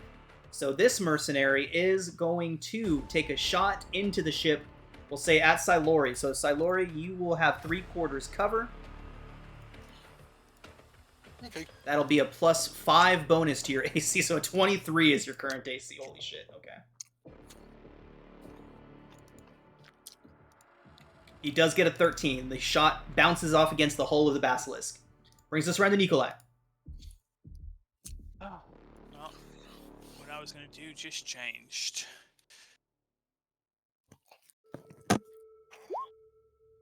Field salve. You have 2 hit points, Bacchus. Is that a ranged? Healing word. Healing word. 60 Awesome. feet. Field salve. Throws some goop at you. I'm okay with that. Like a little remote drone like pops out of my rig and like hypodermic needle pops you. I love that. Like you have your little Soria mechanics rig next to you. Open a little latch and this little bug drone comes flying out right at Bacchus. That's awesome. That's cool. All right. And Good stuff. Yeah. Yeah, and then I continue to hide in at least 3/4, if not full cover. Okay. Okay. Yeah, we'll say anybody that's not deep inside of the ship only has 3/4 cover. If you want to go all the way back to like the engineering room, you'll have full cover. No, I'll stick with the 3/4. I want to be able to Got it. shoot at stuff when it comes around to it. Silori.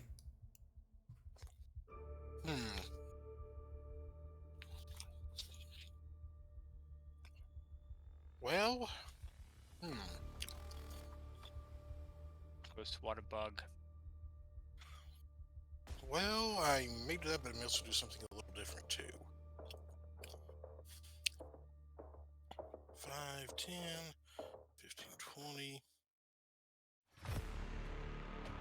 Do flanking rolls. Well, he's prone, so that doesn't matter. It's only when he gets up where it may matter.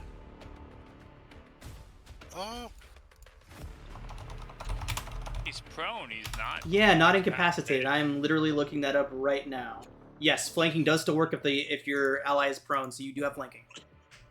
Actually, what I'm going to do is actually right before I get within 5 feet of this thing, just because I'm assuming the rules for distance attack still apply. I'm going to utilize a little something that my species has. Okay. Oh, nice. See if it puts it up here. Esper talent. Okay. I can use Fire Lance once, which Is that a spell? See. Like a talent, I should say? Yes. Yes. Fire See Lance. if it- A thin beam of flame extends from your hand, striking a creature within range and exploding on impact. Make a ranged channeling attack against the target. Looks like you did base that. focus is 13. Okay. Who are you shooting at? The drone? Yeah. Meets to beat. Okay, now it has to, so it takes 10 fire. Nice. It has to make a DC 12 con saving throw, or it has disadvantage on the next attack roll or Wow. ability check.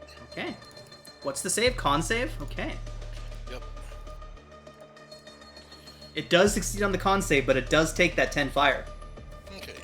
And while that's happening, I'm going to get here to flank the thing, so Bacchus can try to break this thing a little bit if he feels like it. Nice. Okay, fantastic. Bacchus. Can I? Oh, I gotta get. Ah, fuck! I'm gonna lose half my movement getting up. Yep.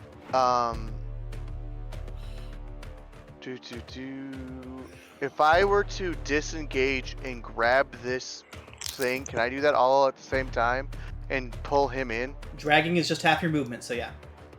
I don't have. Oh, your movement is cut in half when you're dragging something. Boo! So I can't do that. Damn it! Damn it! You give him 5 feet. No, I'm just going to. You're gonna see Bacchus just kind of flip his arms out, and these blades come out from his wrist, and he Hell just yeah. jabs at the drone.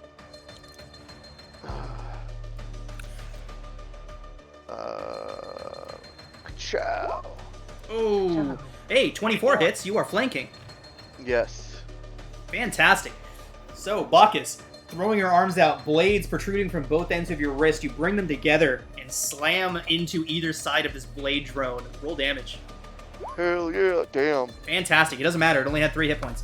4 Good. points. Blades strike into either flank of this drone. Sparks fly. A little electrical poof of smoke, and down it goes.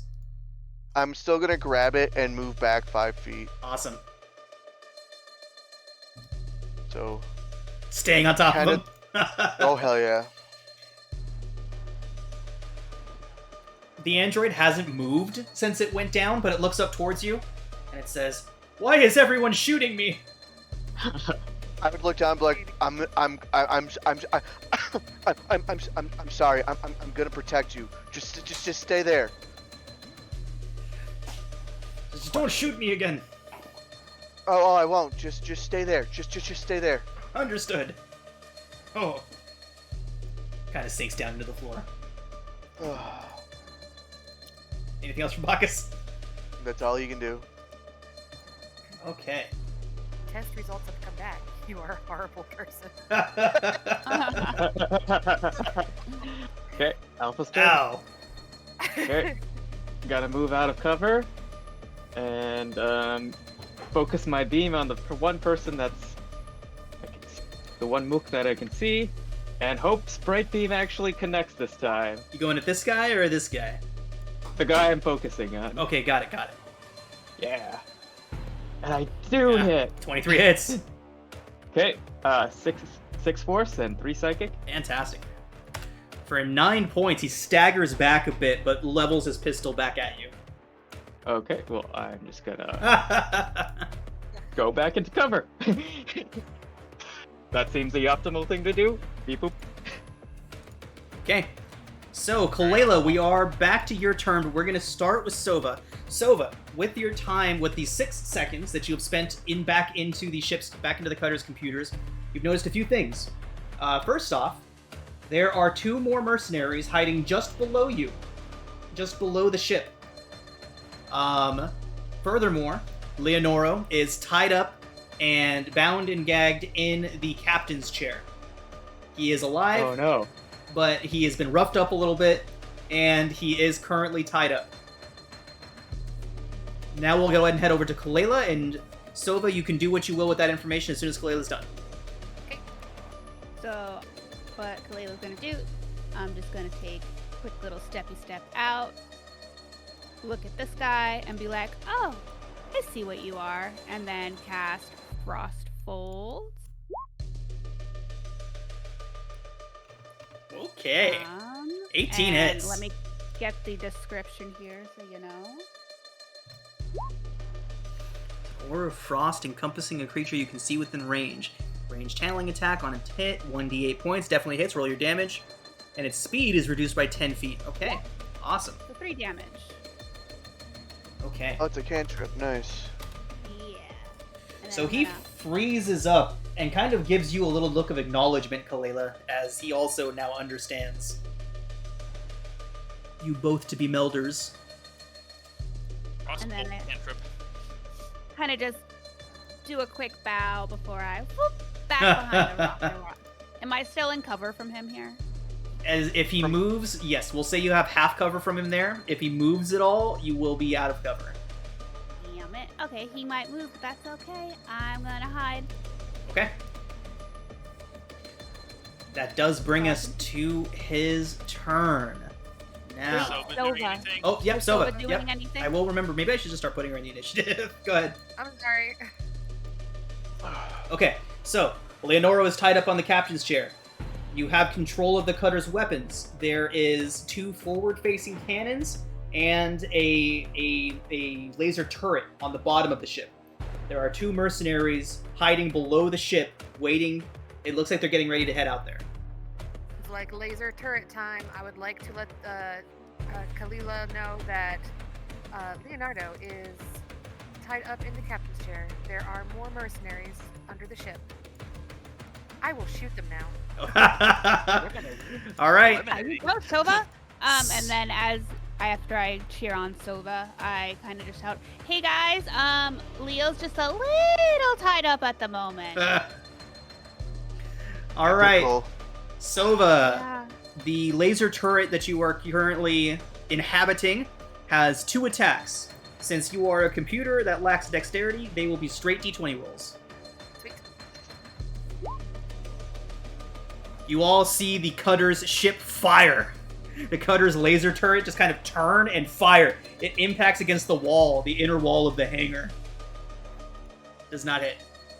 Getting the hang of it. Hold on, please. Don't take the hanger down. This shot goes flying out and almost hits the basilisk. Goes right over the top of it. Jesus, girl. Sova, I think you need to. I think we need to upgrade your aiming. You're targeting. Celebration is needed. I'm a Yeah. virtual assistant, not. Yeah, I gotta. Well, remind me when we get back. I just gotta download some new Targeting aiming software. techniques for you. I've heard Call of testing. Duty is fun. It can be 360 scope. sometimes. I think you need an aim bot there, Savo. Yeah, we'll get one for her. Don't worry. All right. So, as he ducks, looking over and seeing fire starting to come from the cutter, what is he The gonna laser cannon is just spinning in circles. He's looked back and he's just gonna be like, "What the hell?" And he is going to. Yeah, he's gonna take a step forward. Oh no, you have Alfred. You have the frickin' bot. Okay, I do. His name is Alfred. Okay, his name is Alfred. I love it. I love that. Okay, he is gonna throw a full force bolt at you, Bacchus. I'm sorry, you've put yourself directly into the line of fire here. I know. That is a 17 to hit. 15, yeah. Okay, 7 force. Jesus. I don't have another one of those. Sorry. That's alright. Yeah, he is going to get up to here, grab the droid from under you. So that is 2. Question. Yep. Opportunity attack. Do I get an opportunity attack? You do. Sweet. 23 hits. He takes 6 bludgeoning damage. Fantastic. Crashes into his back. He kind of stumbles forward and looks back towards you. He says, "This isn't any of your concern. We just need the droid." Kind of reaches down and tries to grab Alfred. You can tell how very singularly minded they are on this.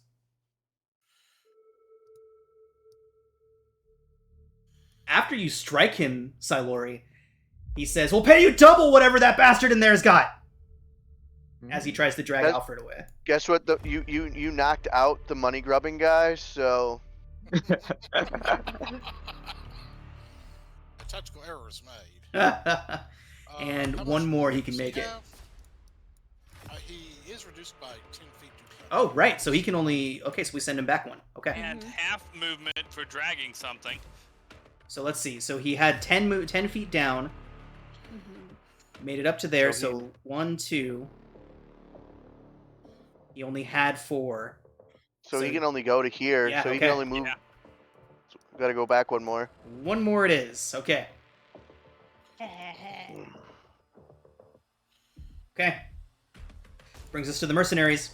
So they are going to run away from the spinning freaking ship blaster around them To help their boss. and help their boss. They are going to start taking shots at Silori. Silori, 2 light pistol shots heading your way. Oh. You are looking at a 15 and a 6. They miss. Fantastic. Bounce off of it. Bounce off the energy shield he has up. Nice. There is 2 more. Sorry, that was only the first 2. There's 2 more shooting at you. 21. Oh, 2 21s. Celery. Those will hit. That is a total of 9 piercing as bullets begin ringing out at you. That's done. Nikolai. Yeah, so from where I am, I've got a good shot at Mr. Bossman. So we are going to start with a burst at him. So Okay. DC 13 dexterity save for 6 damage. He does succeed on that. What is that going to do to the robot? If he centers the burst back here, it's fine. Yeah. So basically, a burst, you can pick a square, and it's a 10 feet cube in that area. So you would target it like at the intersection of a square, like right there. Yeah. So I'd be targeting like this one. Right. And then bonus action. Shoot him again. Standard shot. Ooh, 9 is not going to do it. I'm gonna take my sectional on Fantastic. Okay. 6 strikes him square in the chest. He stumbles back, drops the android. You can see him looking up in surprise at you. Not expecting you all to be so good at this. So 6 piercing. And He is also- still alive, but he looks real hurt. Good. All right. Anything else from Nikolai? Nikolai's gonna move to here and go prone. Okay. I'm assuming not on top of Bacchus. Well, no, actually, kind of on top of Bacchus. Okay, so like a defensive posture on him? Yeah. Okay. Okay. Poor kitty. Using him as cover. You got your weapon propped up on him. Yeah. Exactly. All right. Silori. That's what a combat medic does. You go to the guy who's been knocked down, you protect them, and you shoot until you can bind their wounds. All right. Solar may be pretty severely injured, but the remnants of that fire burst he sent from his nostrils and mouth just flowing around him in rage as he's been damaged this much. And his gaze falls upon this fella. Just putting him between his own minions and them. He looks up. And he's gonna How tall would you say Silori is? about like 7.5 feet tall. Jesus. So he kind of looks up towards this massive Madokai standing over him. He's like, we Fucked up. 13 hits. For Nice. 10 bludgeoning. Fantastic. Your Warhammer comes around in a wide overhead arc and just crashes right down onto his head. You can see that there was a bit of an energy shimmer coming from him as he struck. He had an energy shield up, but the force of that strike was just too much for it. It crashes through it and crashes through him. Yeah, I meant to ask before and forgot whether or not he had a PSD. He 'cause did. Otherwise, my weapon would have done extra damage.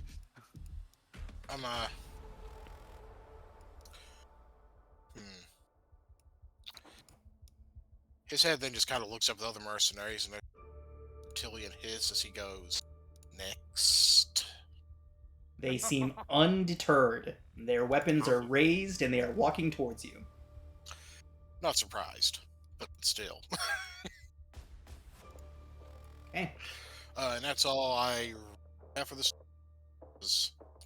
I don't really have enough movement to get to anywhere to be that well. Okay. We'll see how the dice roll. Bacchus, death save. Hey! I'm alive. Yeah. Pop up and shove Nikolai off of you. Okay, he just gets up and just elbows Actually, him in the I'll ribs and move rolls to- him I'll- over. I'll move to be in between Bacchus and the. Awesome. All right, luck. Bacchus, that happens at the beginning of your turn. You have a turn. Yeah, Get over here, you big oaf! he half his movement to get up, grabs the damn droid. No, he's not even gonna grab the droid. He is going to actually no. I'm gonna stay prone and shoot at this guy. Nice. Oh yeah, nice. Yep. I'm gonna just stay prone. There is only one rifle that doesn't give you disadvantage when you're prone. Why would I have disadvantage when I'm prone? Yeah, that seems weird. The sniper rifle has that special ability. Trust me, because I was looking at this. Sniper rifle has a special ability, no disadvantage as a ranged weapon when prone. Have these people ever touched real rifles? Right? Yeah, that makes no sense. With the rifle, like that's one of the main ways to shoot it is prone. Yeah, we are gonna overrule that, and we'll come back to the sniper rifle to get it some sort of. We'll come back to the sniper rifle and get it a better ruling on it in a later date. But for now, there is no disadvantage towards being prone and firing a firearm.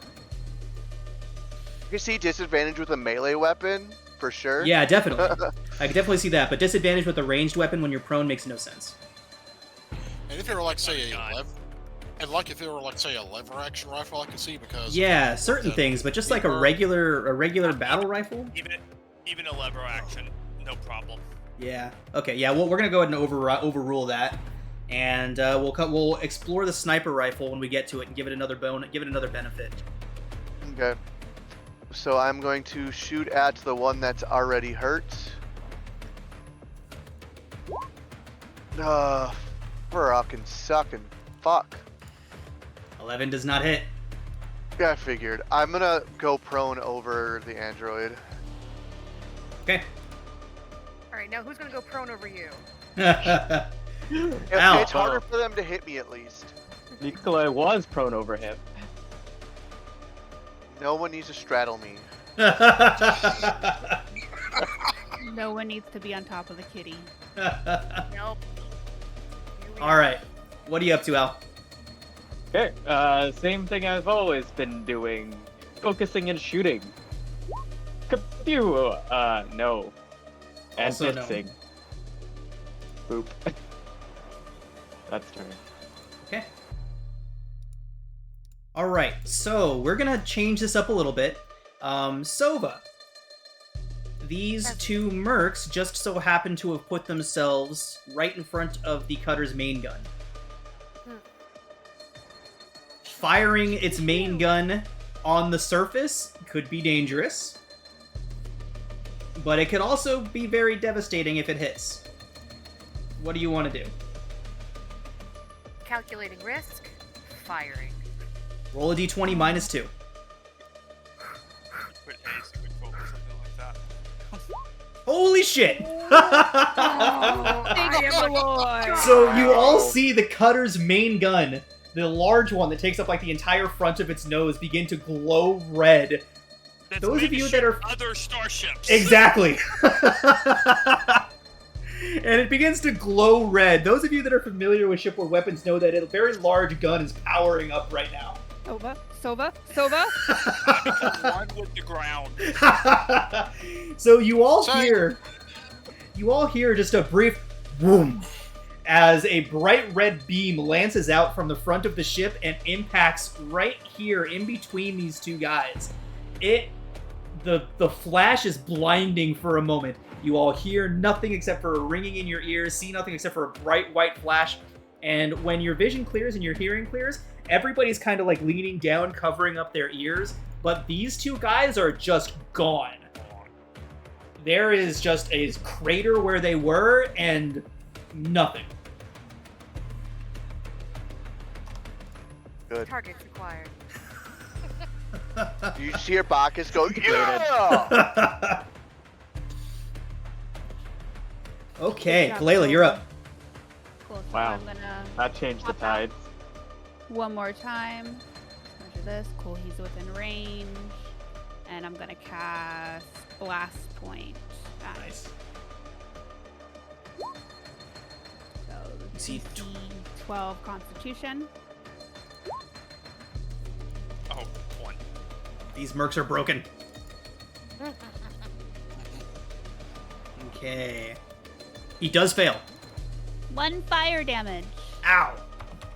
He says audibly Ow. through his voice, through his suit speaker. Cool. This is all I You know, can do, slightly right? singed. I do have a question for maybe my next roll if these guys are still up. Can I Uh-huh. make 2? I forgot to ask for this Uh-huh. roll, but can I do 2 0 breaches in 1 turn? Make the 2 con saves? I would have to check. Because I don't see. Esper powers. Limit breach, right? And you're doing a 0 breach? Yeah. Okay.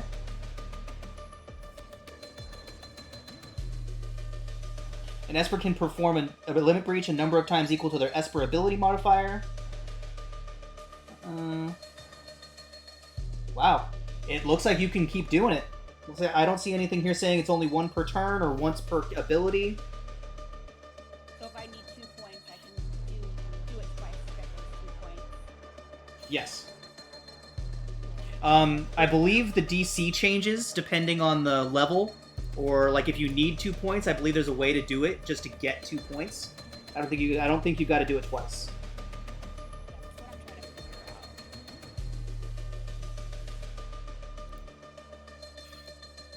out. Okay, I'm reading it right now. You're trying to do a 0 breach, right? Yeah, but I think that's all I can do. I don't think I can. Your volume went way down there, Mel. Oh, I'm sorry. I was leaning because I'm reading my on my other screen. Got it. Yeah, I don't think I can do a force breach. I think I can only do the 0 breach. Right.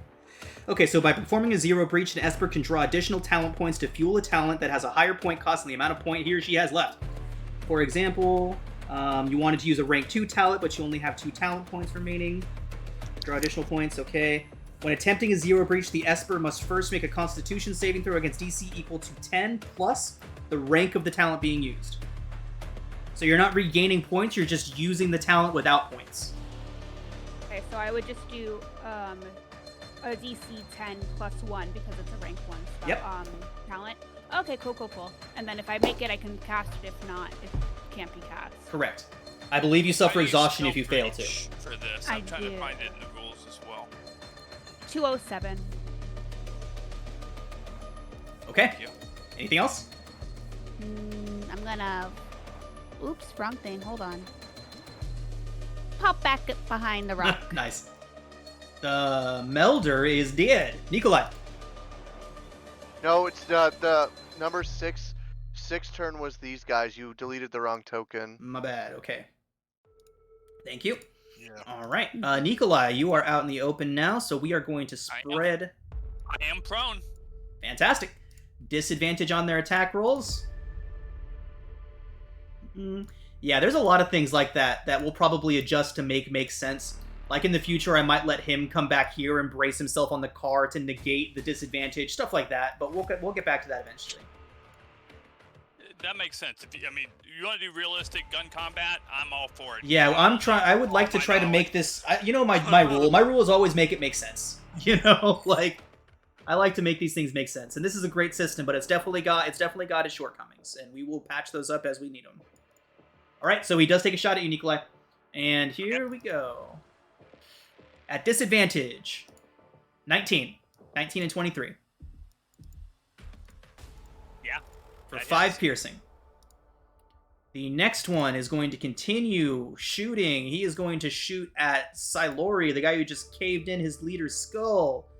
Silori, that is a 24 to hit. Oof, unless he rolls low, I'm probably going down. It is 2 piercing. I'm still up. Oh, wow. Damn. Okay. Silori, you're up. Oh, no, wait. Nikolai, did you go? Nikolai. Yeah. Okay. Nikolai needs to go first. Right, because we accidentally deleted the mercenaries. So, Nikolai, you're up. Okay.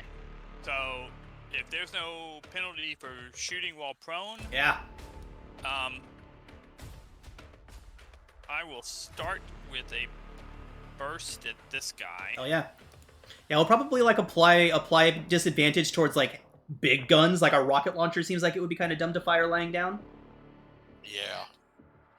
Well, actually, just a back burst from that, I think would burn you up. Right. So, DC 13 save for 10 damage on that guy.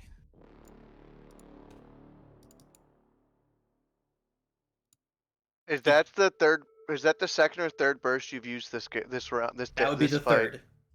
That'd be All the right, third. so your next action has to be a reload. That's the one thing that sucks about burst. Nope. I've actually got that covered. All right. Good stuff. He does fail. How much? 10 damage? 10. Damn. He is lit the fuck up. Does the whole Bonus action, bullet dance in the air before he goes down. Bonus action, change clips. Nice. Stay prone. All right. Brings us to Silori. So we got one guy left. One guy left. 5. Murder him. Nothing like a I don't like a have an- I mechanical don't- voice in your head whispering murder. I don't have enough range to. That's what we're trying to do, Sova. I don't have enough range to actually get entirely to him. Yeah, he's definitely You don't spooked. have you don't have smite yet because that's second level, isn't it? Nope. But what I can do is I can throw a knife at him. Nice. I quite already burned my sessional. Well. And I You use can have mine. Sorry. You can have mine. I'll take We'll- aces then to do We'll the allow it, 6 yeah. person damage. All right, yeah, that hurt. He was already spooked as you walked up on him, and then he looks down and there's a knife sticking out of his armor. Instead of some fancy high-tech stuff, I went some sort of like bone and Right. stone made one from his actual people. Just Nice. All right, anything else? that's all I can do at the moment. Bacchus. Do you have cover from me or no? We'll say he has half cover behind the car. You could move to Bastard. negate it though. Like if you just got to like here, he would lose his cover. He's just gonna crawl right about here. And he's gonna shoot him. Got it. Bum bum ba bum. Boo! 24 hits. Hey, I hit something finally. For 7. 7 does take that one down.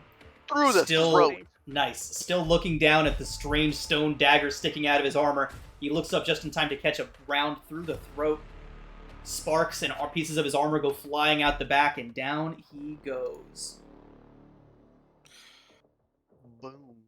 I am also now just contemplating with my character's species with the size they usually are.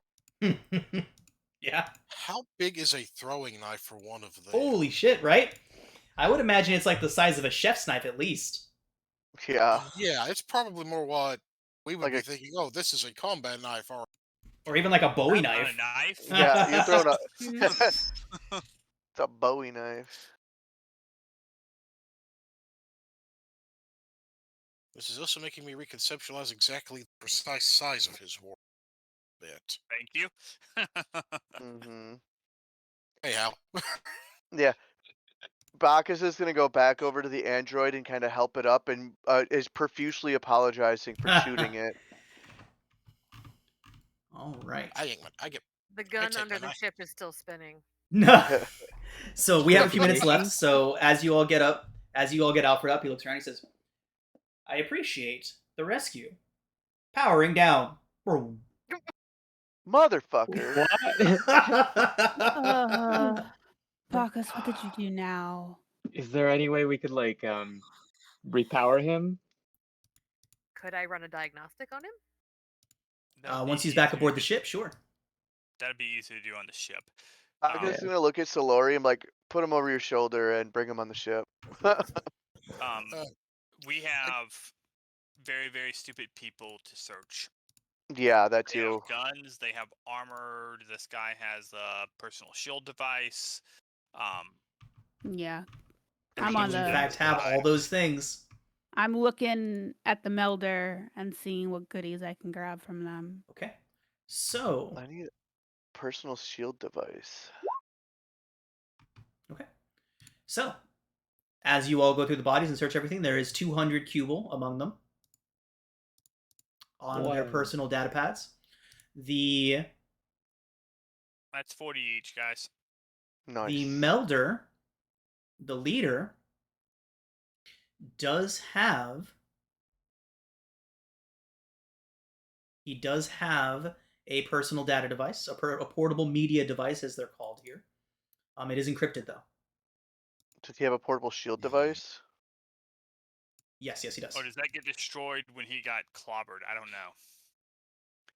Because you did say he had one. Yeah, he did have otherwise he'd one. have been- Yeah, you know because what? We'll go otherwise ahead he'd have been and taking extra damage from every rifle shot that hit him. yeah, he had one on. Roll a d20. We'll give it a 50-50 chance to have made it through the combat. Low, bad, high, good. Okay. The personal defense shield made it through the combat. But yeah, the personal media device on the melder, on the leader, is encrypted. Do we have a group loot page? I don't think I've made one yet. Okay. I can make one right now. Handout. Loot. Everybody's journals, edited by everybody. There you go. We want one person in charge of updating that, and Yeah, I Who can wants- keep it updated. you can keep it updated. Yeah, You I'm are writing loot it down. boss everywhere. I love it. I am a loot goblin in real life and in game, so No, it I'm carries so glad I over. know you. Oh yes, I'm glad I know you. Mm. So we got portable device, shield device. We got a personal media, Encrypted personal media device. encrypted. Kaleila's gonna pocket that because she wants to get into that. Okay. Does he have any weapons on him? The melder was not carrying any weapons. What about these? I'm sorry, he had a combat knife on him. Combat knife. Cool. Yeah. What about these two guys here and the car? Light pistols. Ooh, Each of Light them carried a pistols. light pistol. I would like one of those light pistols. You can have it. So that is, except for the ones that Sova detonated. Those there's nothing left of those guys. Apologies. Put 2 light pistols in the group, and I'll Nice. take Cool. one. That'll be nice. So I think that was 4 total light pistols. There was 6 4? total mercenaries. Sova vaporized Oh. 2 of them. You could put some in your hair. 5 light pistols and 1 in my pocket. And that's all What we kind of found. armor were these guys wearing? And is it destroyed? Their armor is destroyed. Okay. Quite What about this thoroughly. car? It's nice. It is a nice car. As you're going through We it, it can looks like sell a new model luxury vehicle. Put it in the ship. Yeah, put it in the ship. Let's Bacchus is just gonna get in it, do a couple of donuts, and drive it right in the hangar. Wow. It seems Bacchus, cramped. as you get in, it is DNA encoded and immediately Oh. locks out once you sit in the driver's seat, and a countdown begins. Oh Get no! away, get away, Get get away, covered. get away, get away, get away. Bacchus, It is Can I impossible can to I take access cover. the car? Make a computers check. +5. Oh my god. Oh god. I Come believe on, in you. please don't kill the cat. Wait. I'm sorry. We're Oh. okay. I will allow that, but I think going forward, we will need somebody close enough to get you into the computer. So, like, Oh. Kalela or fair Al would have needed to get up to that car to do that. And we all ran away from it. That's fair. There's a So- whole lot of reasons why. Yeah, first of all, I'll we should say that I'm put this standing there, like, Right. helping We her, can and I'm like, assume oh shit. since we know the outcome now, we can assume that all went well, and you all did manage to get to deactivate the self destruct with an 18 from that's an 18 plus 5, so you got a 23. So yeah. Nice. Please Bacchus stop. is gonna look at your pad on your hip and be like, "Hey, I want to drive this damn thing. Fix it." Sova from inside of the ship, Fine. Leonardo has finally gotten a gag out of his mouth, and he screams at the top of his lungs, "Sova, get them in here!" Working on it. Leonardo requests your presence. Beam us up, Sova. Oh, Leo. Oops. Bacchus would just wave his hand at Leo and still be drooling over the car. Right, you all I'll see go ahead and Leo up insult in the you. cockpit. You can see him through the window just a little bit. He's tied to his chair. He's literally just rocking back and forth and howling, yelling at you all. You can't hear him. Can Is there a anyone front heal loader, Bacchus? the forklift in the hangar? There is nothing operational in the hangar. It is all ancient and Okay. old. However, Leonardo would likely have some moving equipment in the cutter.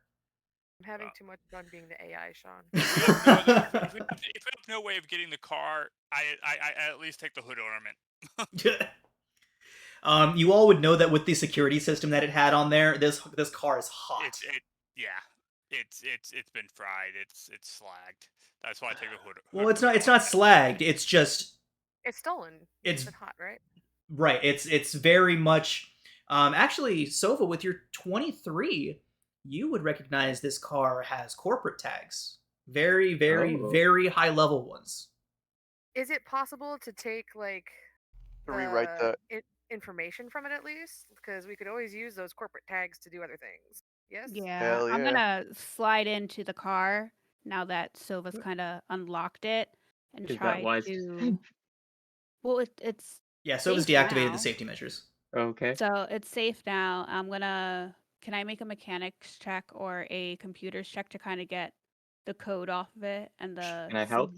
see what corpo The might have registration? owned this? Yeah. Yeah, let's go ahead and get a assisted computers check as Kalela and Alpha start going through and Registration seeing what they can papers get are out of in it. the glove box. 19. 19. With a 19, you are able to lift the corporate tag off of this car. Copy it, more like.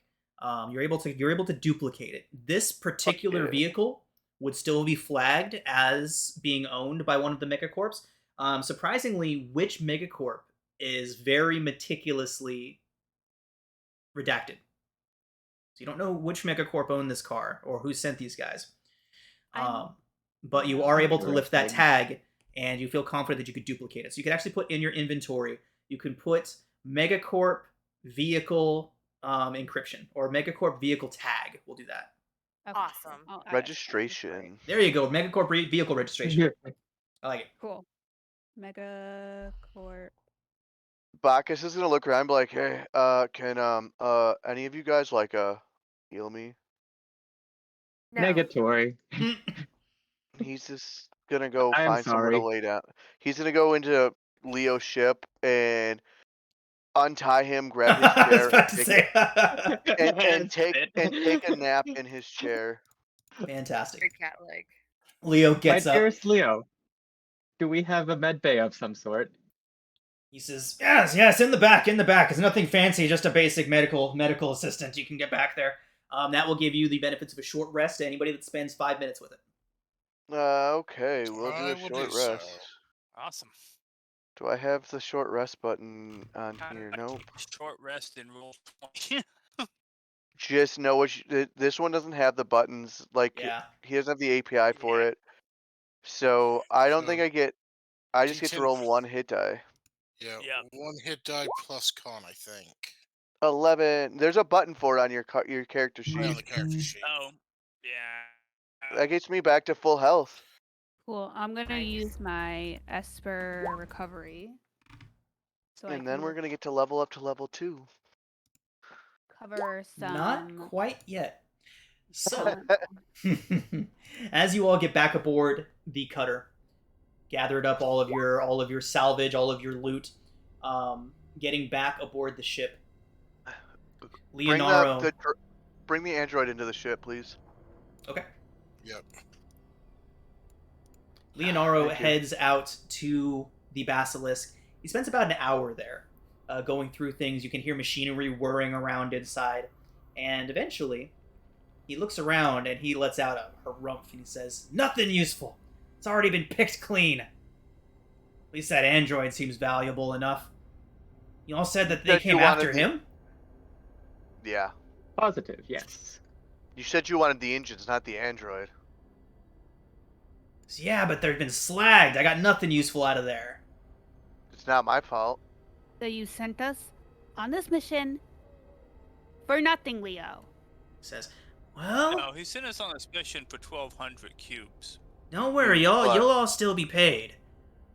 That android Yeah. might be worth something to somebody." We'll take Yeah, a look me. at it. Android is sentient. It's worth something to itself. The android's not being sold. That's. I think that's gonna cost you a little bit more to take off our hands. Just a heads up, everybody. Alfred is a construct. He is a programmed machine. Oh, You all would okay, know. You all would never know mind. that from looking at him, the style of robot that he is. Right. When you say Android, I think Data. Right. So he's a cyborg or just No, like a he is. Warforged? He is a construct. He is a robot. He He's is not a even. constructed. He's a golem. Yes. But he may have benefits in the future. Perhaps, Leonard, before you decide that you're going to sell him, perhaps seeing what he actually knows or what's unique about him would be more beneficial. Says agreed. And as soon as we get to orbit and can send a tight beam out to Silrain Prime, I can get somebody to come and pick up the scrap of the bossy at least. We've got salvage claim on it, so we'll figure out what's what with the robot when we get to orbit. But for now, the salvage on the scrap will have to do. Let's get into orbit and get you paid. But Marcus is very much going to be against selling the robot he shot. So much guilt. Do we need to unpack that? Solari just figures that they won't really necessarily have to talk about as much as possible information the robot had within it, is what he suspects. isn't that kind of one and the same? Well, but if we have that information ourselves, then suddenly there's less of a need for them to attempt to do anything violent to said robot. And then suddenly there's a megacorp that wants us instead of a robot. That might be the whole hook to the game.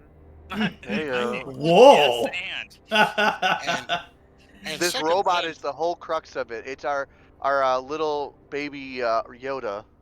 Yep. We And toss it in second the one. airlock and space it and go about our lives. Oh god. None our business. Well, my own take is secondarily being the target of a megacorp is going to deter what's essentially a space palette. Oh, this way the corrupt evil thing comes to me. Nice. Well, all right, everybody. This makes my life simpler. As you all break orbit, the black of space out ahead of you all, the cutter's sensor panel lights up, signaling the presence of 3 small vessels approaching your ship at intercept speeds. Oh no. Leonora looks back towards you. We have company! Danger. And Ship battle. as the 3 Corpo fighters begin an intercept course towards the cutter, we are going to call it a session for today. When we come back next week, you can figure out what to do about these 3 fighters on your tail. Shoot them. This is